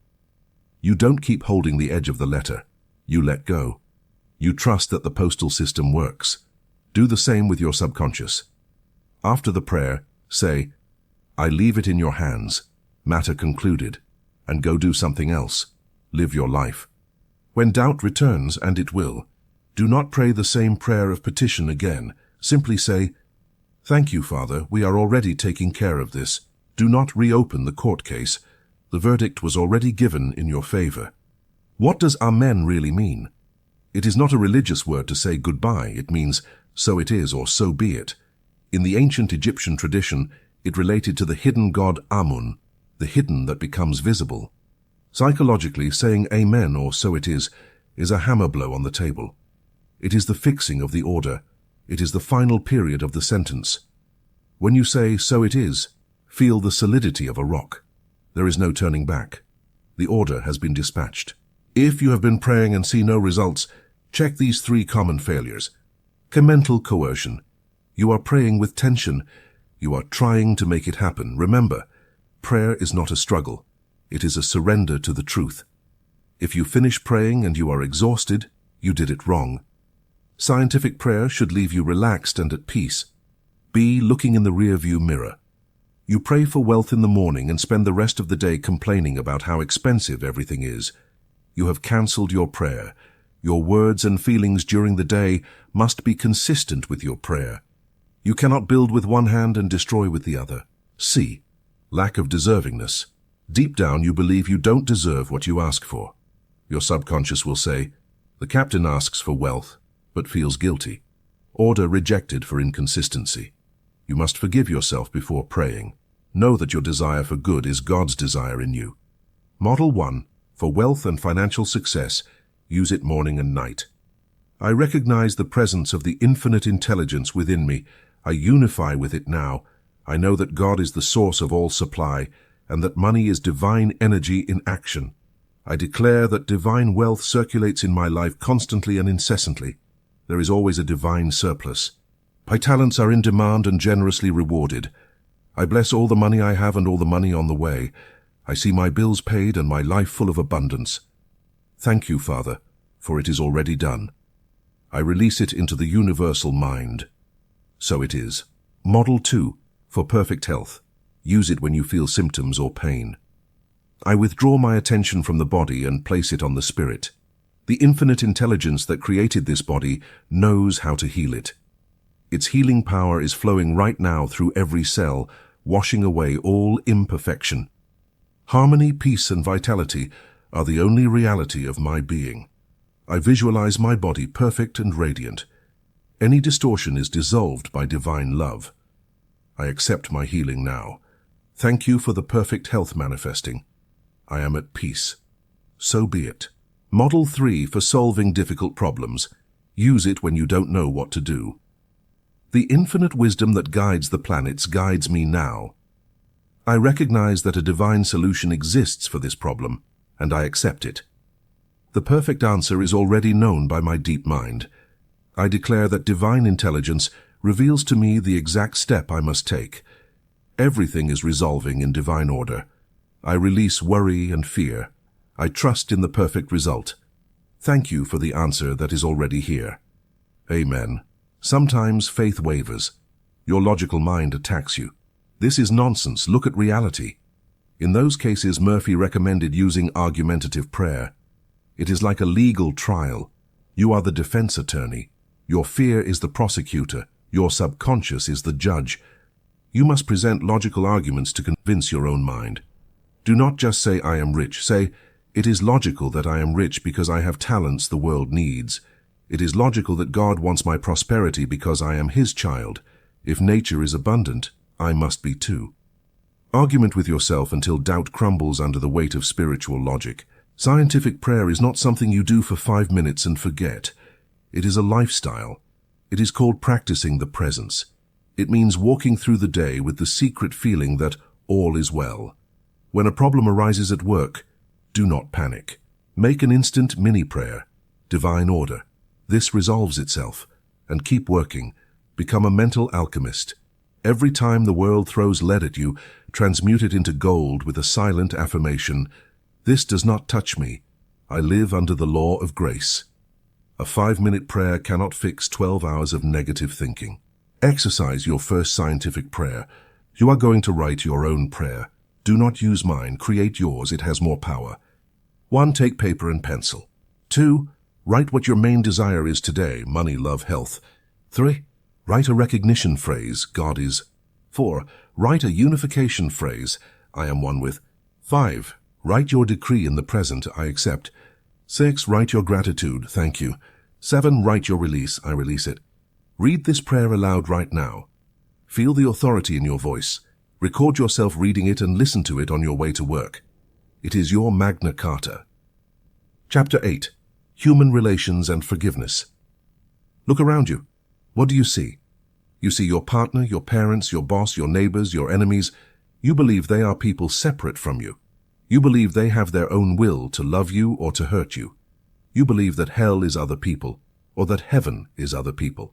But I am going to reveal a secret to you that will forever change the way you interact with humanity. There are no others.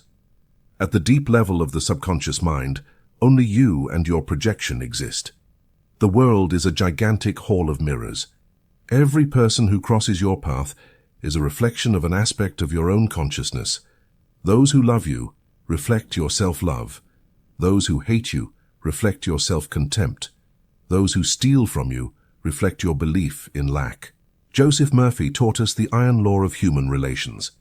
What you think and feel about the other, you are creating in your own experience.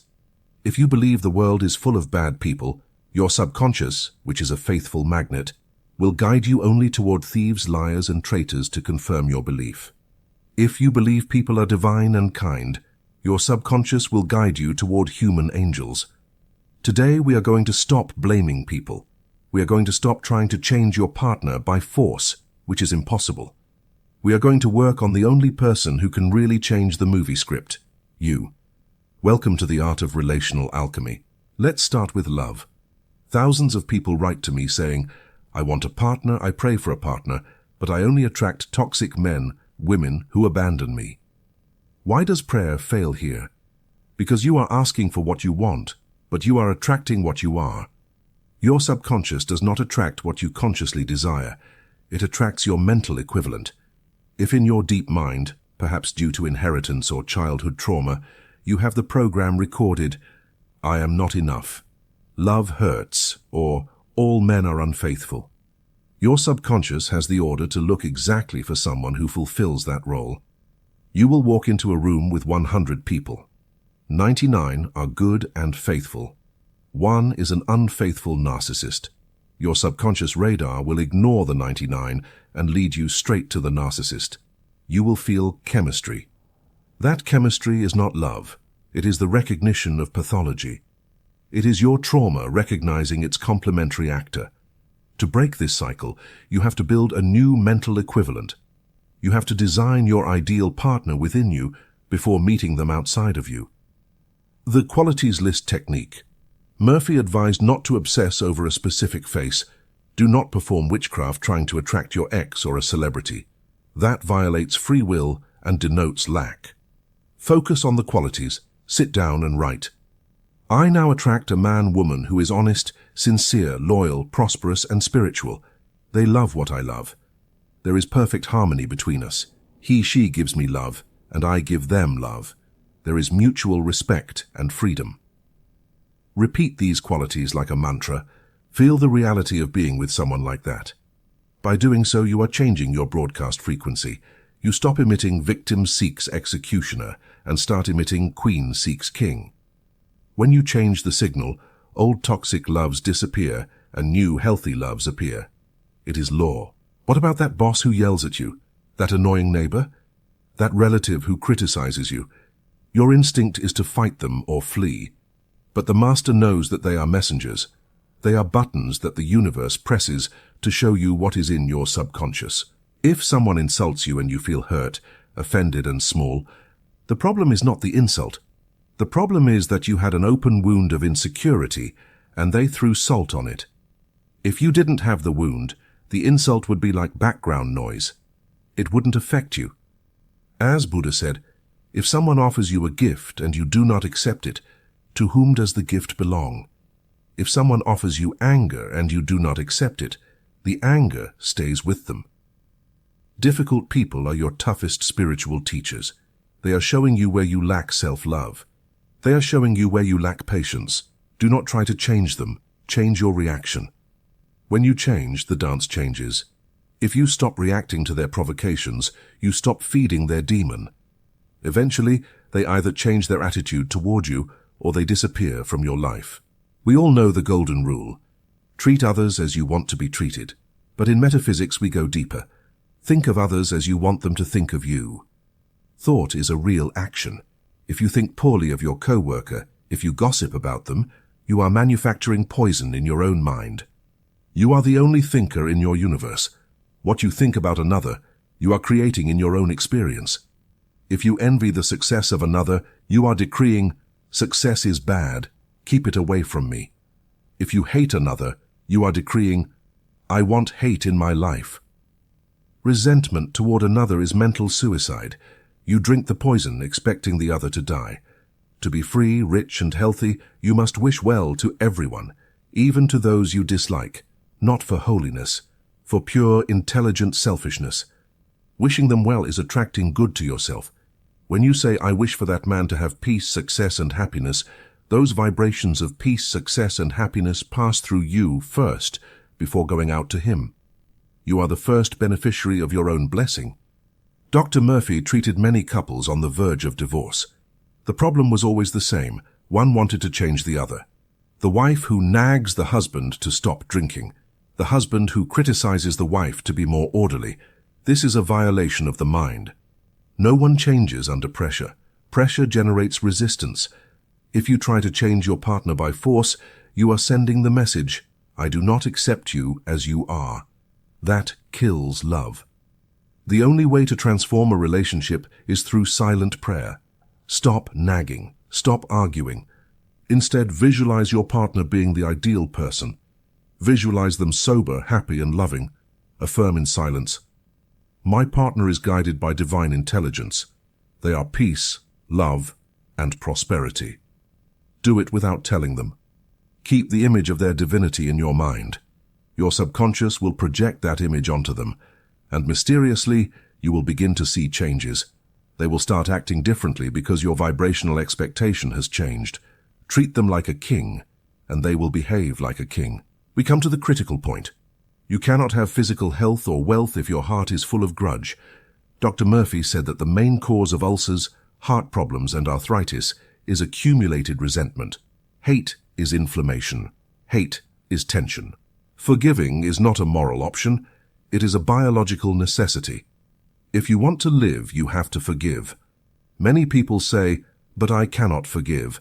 What they did to me was unforgivable. They are confusing forgiveness with condoning.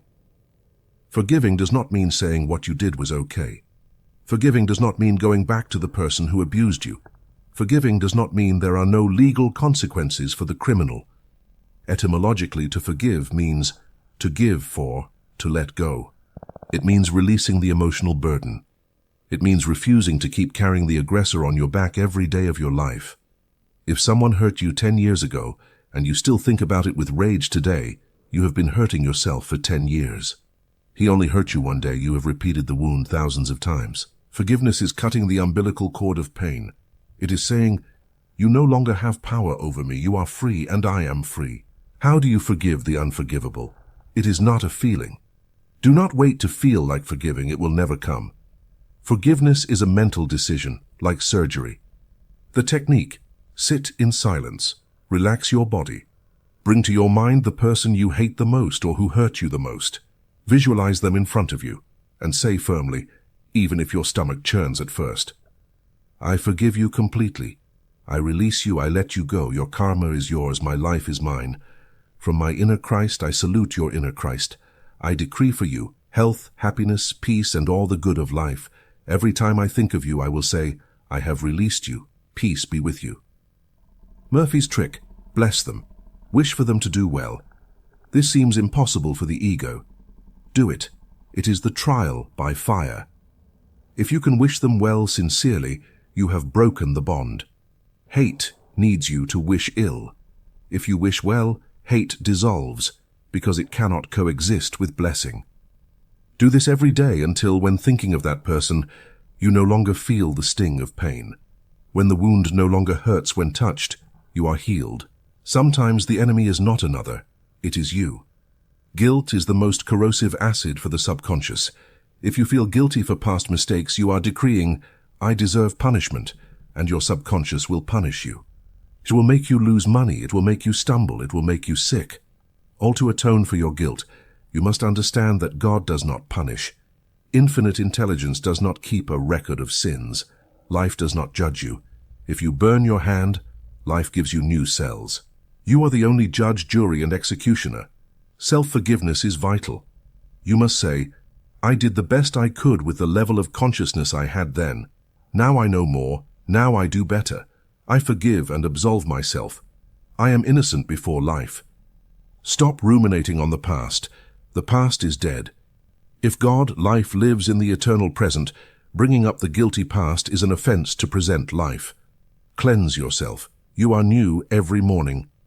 If you feel lonely, or if you need clients for your business, the principle is the same. People are attracted by your radiation. If you are a salesperson and you think, I'm going to trick this client to get money, the client will feel an unconscious rejection and won't buy. If you think, I'm going to serve this client and bless them, the client will feel trust and will buy. To fill your life with friends or clients, use this prayer. I am a magnet for divinity. I attract wonderful, honest, and prosperous people into my life. I am a source of love and goodwill for all.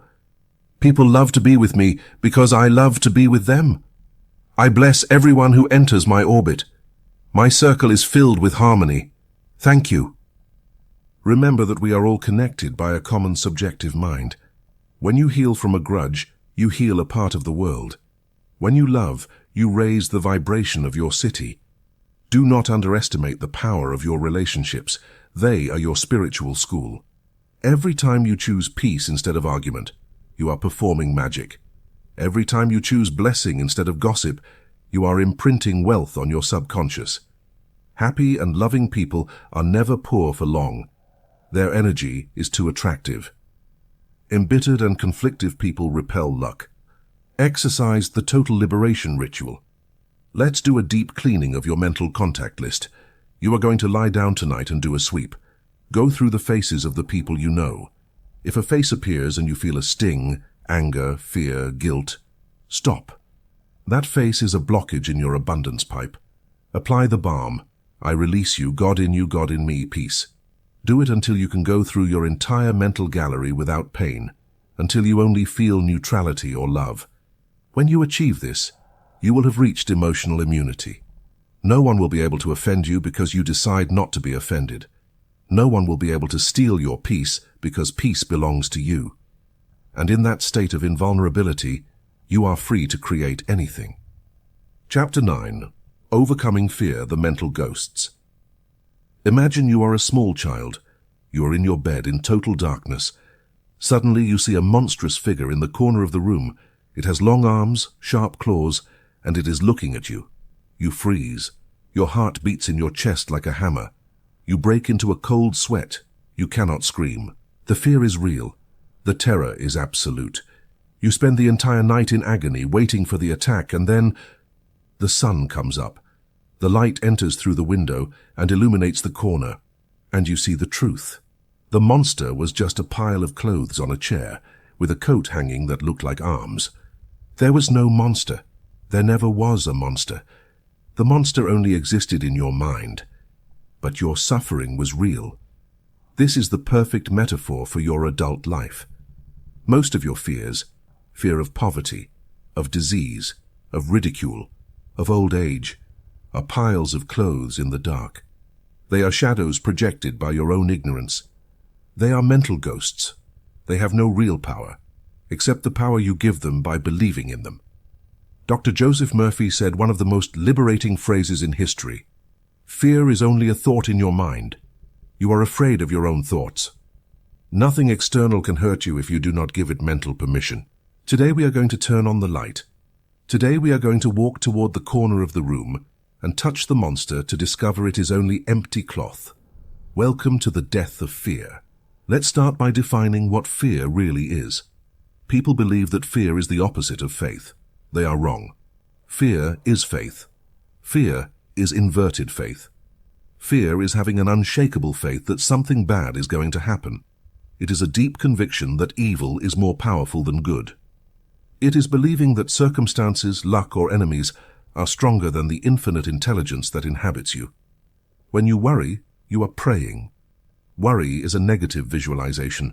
You are using your divine power of imagination to build disaster scenarios. What if I'm fired? What if I get sick? What if they leave me? Your subconscious, which is neutral and obedient, takes those images charged with emotion, terror, and says, "The captain is visualizing this with great intensity. It must be what he wants. Let it be done."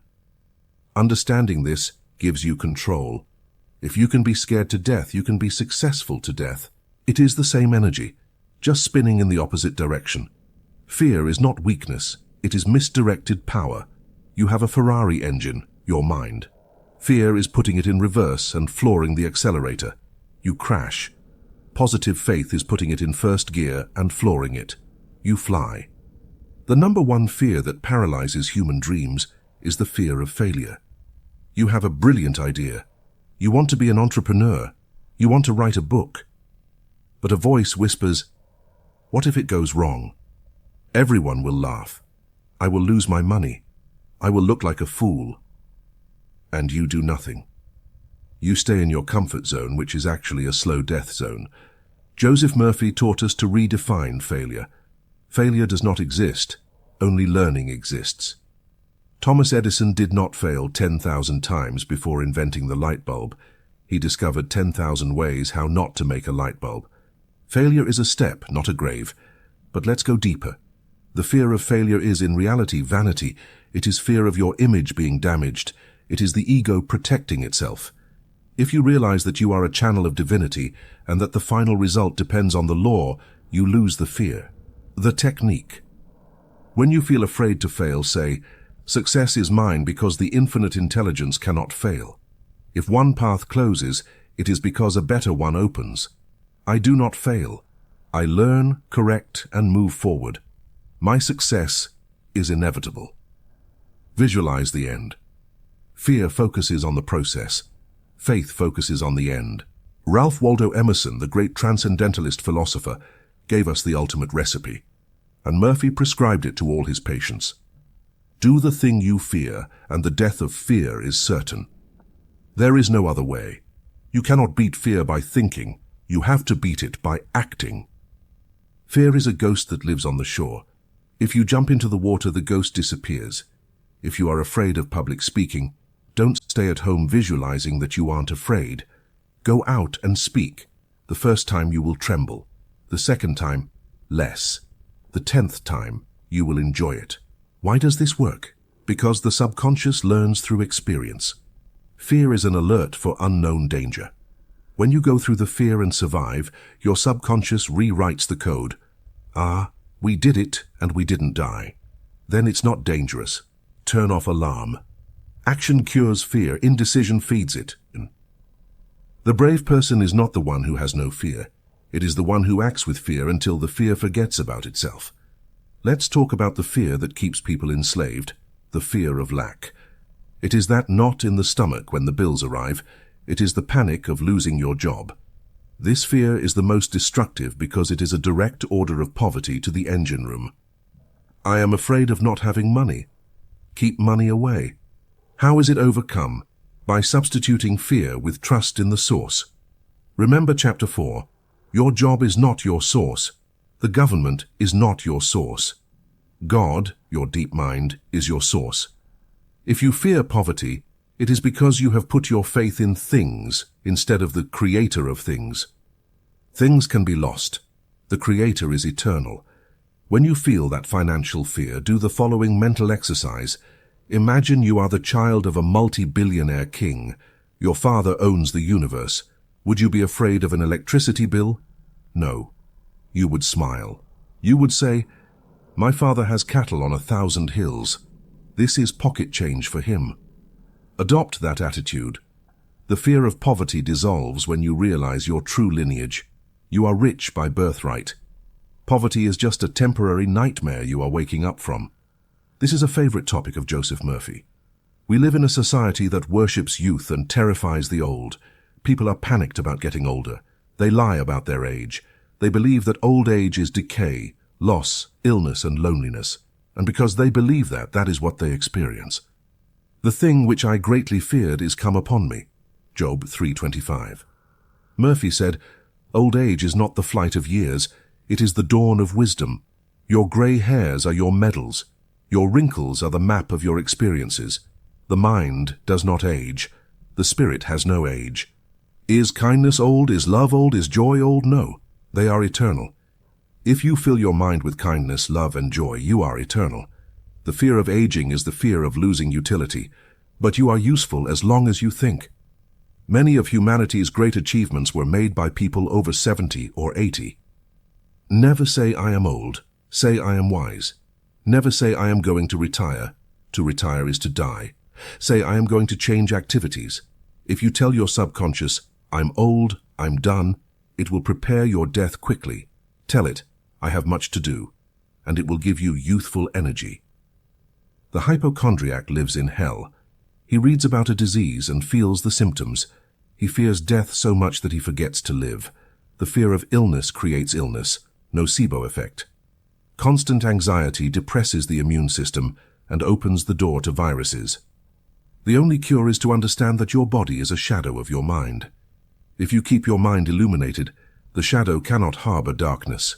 And about death. Murphy taught that death is not an end, but a transition. It is like crossing a door to another room. Your consciousness is energy, and energy is neither created nor destroyed. You are eternal. You have lived before. You will live after. This body is just a spacesuit you use to operate on planet Earth. When the suit wears out, you take it off and go home. Why be afraid of going home? Dr. Murphy gave us a first aid technique for panic attacks or acute fear. When the terrifying thought enters your mind, do not fight it. Do not argue with the ghost. Apply the law of substitution. Imagine that fear is a glass of dirty water. Do not try to take the dirty water out with a spoon. Take a pitcher of clean water, thoughts of God good, and pour it into the glass. Keep pouring. The clean water will displace the dirty water. When the thought comes, you are going to go bankrupt, immediately say, lie, God is my shepherd. Kill the negative thought with a positive one. Do it instantly. Do not give the fear time to take root. If you do it 50 times a day, by the end of the day you will have reprogrammed your mind. Remember chapter 1. You are the guardian at the gate. Fear often is an external suggestion. A friend tells you, things are very bad. The news says, new pandemic. These are invitations to have fear. You have the power to say, I do not accept that. Say mentally, you can be afraid if you want, but I won't. I live under the protection of the Most High. It does not touch me. Create your own mental immunity.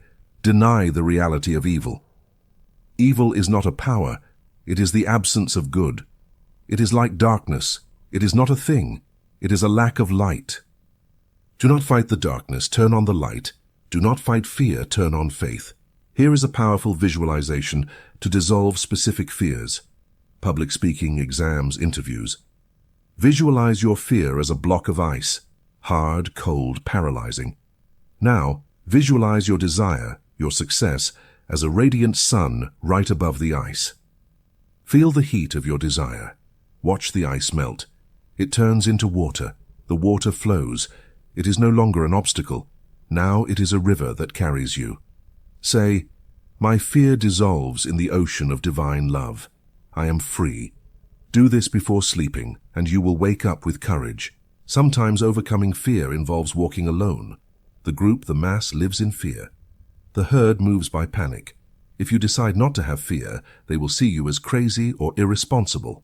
How can you be calm with what is happening? They will tell you. Your answer must be silence and a smile. Do not try to convince them. Their fear is their religion. You follow your path. The solitude of the brave is temporary. Soon your courage will attract other lions.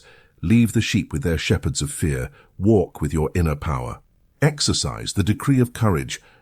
To close this chapter, I want you to adopt this decree. It is your sword and your shield. Repeat with authority, "God is my light and my salvation. Whom shall I fear? The Lord is the strength of my life. Of whom shall I be afraid? I am not afraid of bad news. My heart is firm, trusting in the Lord. Fear is a shadow. Faith is the light. I turn on the light now. I am brave, I am capable, I am victorious. The infinite intelligence guides me in every step. There is nothing to fear in the past, present, or future. I am free. Thank you, Father." Chapter 10, The Mystical Union. There is a state beyond technique. There is a place where you no longer have to ask to receive, because you realize that you and the giver are one. You cannot ask for what you already are. You cannot seek what you have never lost. This is the final secret that Dr. Joseph Murphy and all the great masters in history kept for the end of the road. It is not about manipulating your mind to obtain things. It is about remembering who you are. When you remember who you are, things, money, health, love, follow you as chicks follow their mother. You don't have to call them. They go where you go. Welcome to the mystical union. Welcome to the discovery of the God within. Today we stop being beggars knocking on the doors of heaven. Today we open the door from the inside and sit on the throne. Let's decode the most powerful name in the universe. In the Bible, when Moses asks the burning bush, "Who are you? What do I tell the people?" the voice responds, "I am that I am. Tell them that I am has sent me." This is not ancient theology. It is pure psychology. I am is not the name of a man with a beard on a cloud. I am is the definition of your own consciousness of being. It is the only thing you can say with absolute certainty. Before having a name, before having a body, before having a profession, you know that you are. That feeling of pure existence without labels is God in you. Joseph Murphy taught us the mathematical law of identity. Everything you add after I am, you become. If you say, "I am poor," you are taking the name of God, the creative power, and using it to create poverty. You are blaspheming against your own divinity. If you say, "I am sick," you are ordering infinite life to contract in the form of disease. The mystical union consists of watching your I am like a hawk. The master never says, "I am tired, I am broke, I am depressed." The master says, "I feel tiredness, something passing, but I am strength." Separate your eternal identity from your temporary conditions. When you understand that your I am is a fragment of the universal mind, you understand that you have no limits. Your I am has no debts. Your I am has no cancer. Your I am has no age. Those are things that happen to your little self, ego, but not to your real self. When you identify with the real self, the little self heals automatically. Here is the mental trap that causes all your suffering, the belief in two powers. You believe that God, good, exists, and that the devil, evil, exists. You believe that luck and bad luck exist. You believe that viruses and vitamins exist. You live in a battlefield, always fighting against evil. Higher metaphysics teaches a radical truth. There is only one power. There are not two. The electricity that lights the lamp and the electricity that kills you if you stick your finger in the socket, are they two different electricities? One good and one bad? No. It is a single force. The difference is in how you use it. There is no devil that wants to destroy you. What you call evil is simply the one universal power used ignorantly by your own negative mind. If you use the law of the mind to create fear, you create monsters. Those monsters are real to you, but their energy comes from God, your mind. You give them life. When you reach the mystical union, you stop fighting against the world. How can you fight if you know that everything is God in disguise? If you have a disease, it is not an attack from the demon. It is life responding to your fear. If you have an enemy, it is not a villain, it is your own projected subconscious. By understanding that there is only one, fear disappears. There is no longer anyone out there who can hurt you. There is no competition. There is no scarcity. There are no enemies. There is only you and your mind. If you correct your mind, the entire universe aligns. This is the peace that surpasses all understanding. How does a person who has reached this union live? They do not spend 24 hours on their knees. They live in the world, have businesses, have a family, enjoy life. But they live with a double attention. With one eye, they attend to the matters of the world, pay bills, drive, speak. With the other eye, the internal eye, they never lose sight of the presence. It is like walking hand in hand with an invisible king. While you talk to your boss, a part of you is feeling, infinite intelligence is here, guiding this conversation. While you walk down the street, a part of you feels, it is God who moves my legs. This is called practicing the presence of God. It is not a religious act. It is a mental habit of recognizing the source behind all forms. When you see a flower, you do not see only biology. You see the smile of infinite intelligence. When you receive money, you do not see paper. You see the circulation of divine love. Living like this transforms the ordinary into the sacred, and most practically, it makes you invulnerable to stress. How can you be stressed if you know that the power that creates galaxies is walking with you? If a problem arises, the mystic smiles and says, "Our Father, this is for you. Resolve it," and relaxes. When the conscious mind, the noise, calms down and unites with the subconscious, the wisdom, a new faculty is born, intuition. Intuition is the direct mail of the mystical union. You no longer have to reason laboriously. Do I do A or do I do B? What do the statistics say? You simply know. It is a soft but firm certainty, a still small voice that says, "Go this way, call this person, don't sign that contract." The disconnected man ignores this voice. He calls it imagination and follows his limited logic, often crashing. The connected man obeys the voice instantly.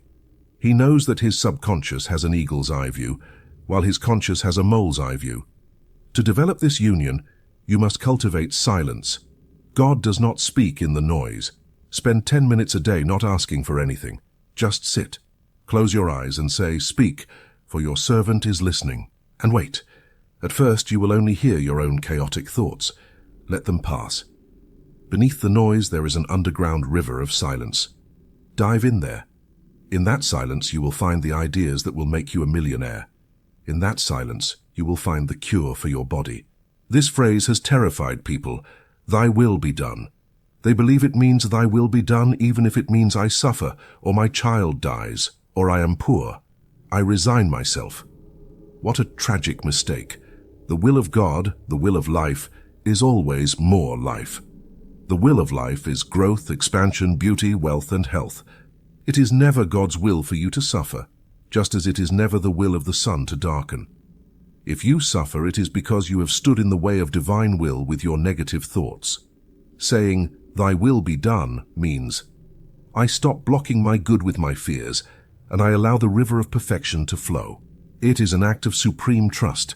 It is saying, my little ego thinks it knows what I need, but you, infinite wisdom, know what is best and how to give it to me. I step out of the way. You lead. When you surrender in this way, the struggle ends. Reversed effort disappears. You stop rowing against the current and let yourself be carried by the current of grace that always goes toward the ocean of success. Surrender is not weakness. It is maximum intelligence. It is allying yourself with the supreme power. In the mystical union, time disappears. The subconscious does not know yesterday or tomorrow. It only knows the eternal now. Everything you have suffered in the past no longer exists, except as a dead memory in your brain. Everything you fear about the future does not exist. It is a fantasy. Only this breath exists. The union happens now. You cannot be happy tomorrow. You can only be happy now. You cannot be rich in the future. You have to feel the wealth now. Murphy said, "The future is simply the present ripened. If you want a good future, make your present good." If you are in the now, you are with God. If you are in the past or the future, you are with the ego, fear, guilt. Heal your timeline. Say, "The past no longer has power over me. I declare it null and void. Today I am born again."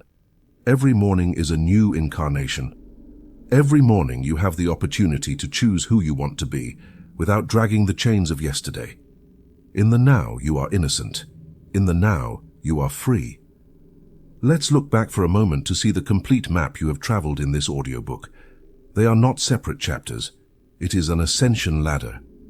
1. You woke up the captain and discovered the crew, subconscious. 2. You understood that belief is the only law. 3. You learned to stop struggling, reversed effort. 4. You claimed your right to wealth and cleared the guilt. 5. You discovered your body is the shadow of your mind and learned to heal it. 6.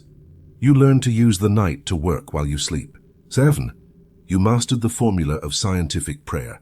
8. You healed your relationships through the mirror of the other. 9. You killed the ghost of fear. 10. And now you rest in the mystical union. You are no longer a lost fragment in a hostile universe. You are a center of divine operations. You are the point where God becomes conscious of himself and creates worlds. Your life is no longer a series of accidents. It is a deliberate work of art. The 30-day challenge, the mental diet. Intellectual knowledge changes nothing. Practice changes everything. To close this book, I don't want you to just say, "How nice." I want you to transform your life radically. I propose Joseph Murphy's 30-day challenge. For the next 30 days, you are going to go on a mental diet. Not of food, but of negativity. The rules: 0 complaints. You cannot complain about anything or anyone. If a complaint arises, bite your tongue and transform it into an immediate blessing. 0 gossip. You will not speak ill of anyone. News diet. Turn off tragic news. Do not consume fear. Daily prayer. Every morning and every night, you will use one of the scientific prayers you learned. Instant forgiveness. If you get angry, forgive on the spot. Do not go to sleep angry. If you fail one day, do not punish yourself. Start over, but try to keep the streak. If you manage to do this for 30 days, your brain will physically change. Your neurons will rewire. Your old personality will die, and a new one, magnetic and radiant, will be born. You will see miracles. I promise you, it is law. Now relax. I'm going to pronounce a final blessing over you. They are not just pretty words, they are vehicles of power. Open your heart and receive this as a mantle of light covering you. May divine love surround you, envelop you, and protect you. May infinite wisdom guide every one of your steps, opening paths where there were no paths. May the wealth of God flood your house, your pocket, and your heart, so that you never lack anything and can give with full hands. May your body shine with the perfect health of the spirit, vibrant and young. May peace, that deep peace that does not depend on what happens outside, fill your soul now and forever. Remember who you are. You are a child of the infinite. You are heir to the universe. Nothing is impossible for you. Rise and shine. Go and create a wonderful world. It is done. So it is. Amen. Final conclusion, the new life. You have reached the end of this audiobook, but you have reached the beginning of your true life. During these hours, we have walked together through the hallways of your mind. We have turned on the lights in the dark rooms of fear. We have cleaned the dust of guilt and poverty. And I have handed you the master keys that open all doors, the key of belief, the key of relaxation, and the key of scientific prayer. Now, the book closes, the voice fades out, and you are left alone with yourself. This is the decisive moment. Most people hear the truth, feel inspired for a moment, and then fall back asleep in the comfort of their old habits. They go back to complaining about the weather. They go back to hating their job. They go back to fearing the future. If you do that, this knowledge will become a blurry memory, like a beautiful dream you woke up from. Do not let that happen. You are different. You have heard the call. You can no longer plead ignorance. Now you know that you are the captain. Now you know that the crew is waiting for orders. If your life remains the same in a year, it will be because you chose not to give new orders. To ensure that the change is permanent, I leave you with one last task. It is not a suggestion. It is a mandate of power. The 30-day challenge. I challenge you to test your inner God. During the next 30 days, commit to a strict mental diet. In the same way you would avoid eating poison, you are going to avoid thinking poison. Every morning upon waking, declare your intention. This is the day the Lord has made. I will rejoice and be glad in it. Success is mine. Every night before sleeping, use the lullaby technique to saturate your subconscious with the idea of wealth and health. During the day, if a negative thought arises, kill it instantly with the law of substitution. Do not let it live for even 5 seconds in your mind. Do this for 30 days. If you do, I guarantee you will not recognize yourself at the end of the month. Your health will shine. Your bank account will grow. Your relationships will flourish. The law does not fail. You cannot fail. Final blessing. And now go in peace. Carry with you the certainty that you never walk alone. The infinite intelligence envelops you, sustains you, and guides you. You are rich with the wealth of the universe. You are strong with the strength of the universe. You are loved with the love of the universe. Arise, shine, and claim your heritage. So it is done. Amen. The imperative call to action. Listen to me carefully. The audiobook has ended, but your work has just begun. You have 2 options right now. Option A is to close this video, return to your routine, let the noise of the world drown out this truth, and, in a week, have forgotten everything. You will be the sleeping captain again. Option B is to take command. It is to decide that today is day 1 of your new life. If you choose option B, you cannot do it alone. The world is designed to put you to sleep. You need an environment that keeps you awake. You need constant reminders. You need to go deeper. What I have given you here is the map, but there are deeper secrets about how to apply this in specific situations of crisis, business, and love. At Path of Knowledge, we don't just create content, we create masters. If you feel the call to go beyond the theory, if you want the advanced tools, the guided meditations, and the knowledge that cannot be spoken in the open, your next step is imperative. Subscribe to the channel. It is your public commitment to your growth. Activate the bell so that truth finds you before distraction does. Click the link in the description. Join our private mailing list, community. That is where the teaching continues. That is where we share the solid food for those who have already left the spiritual milk. Do not stay at the door, enter the temple. Your life is too valuable to live it halfway. You have the power, use it.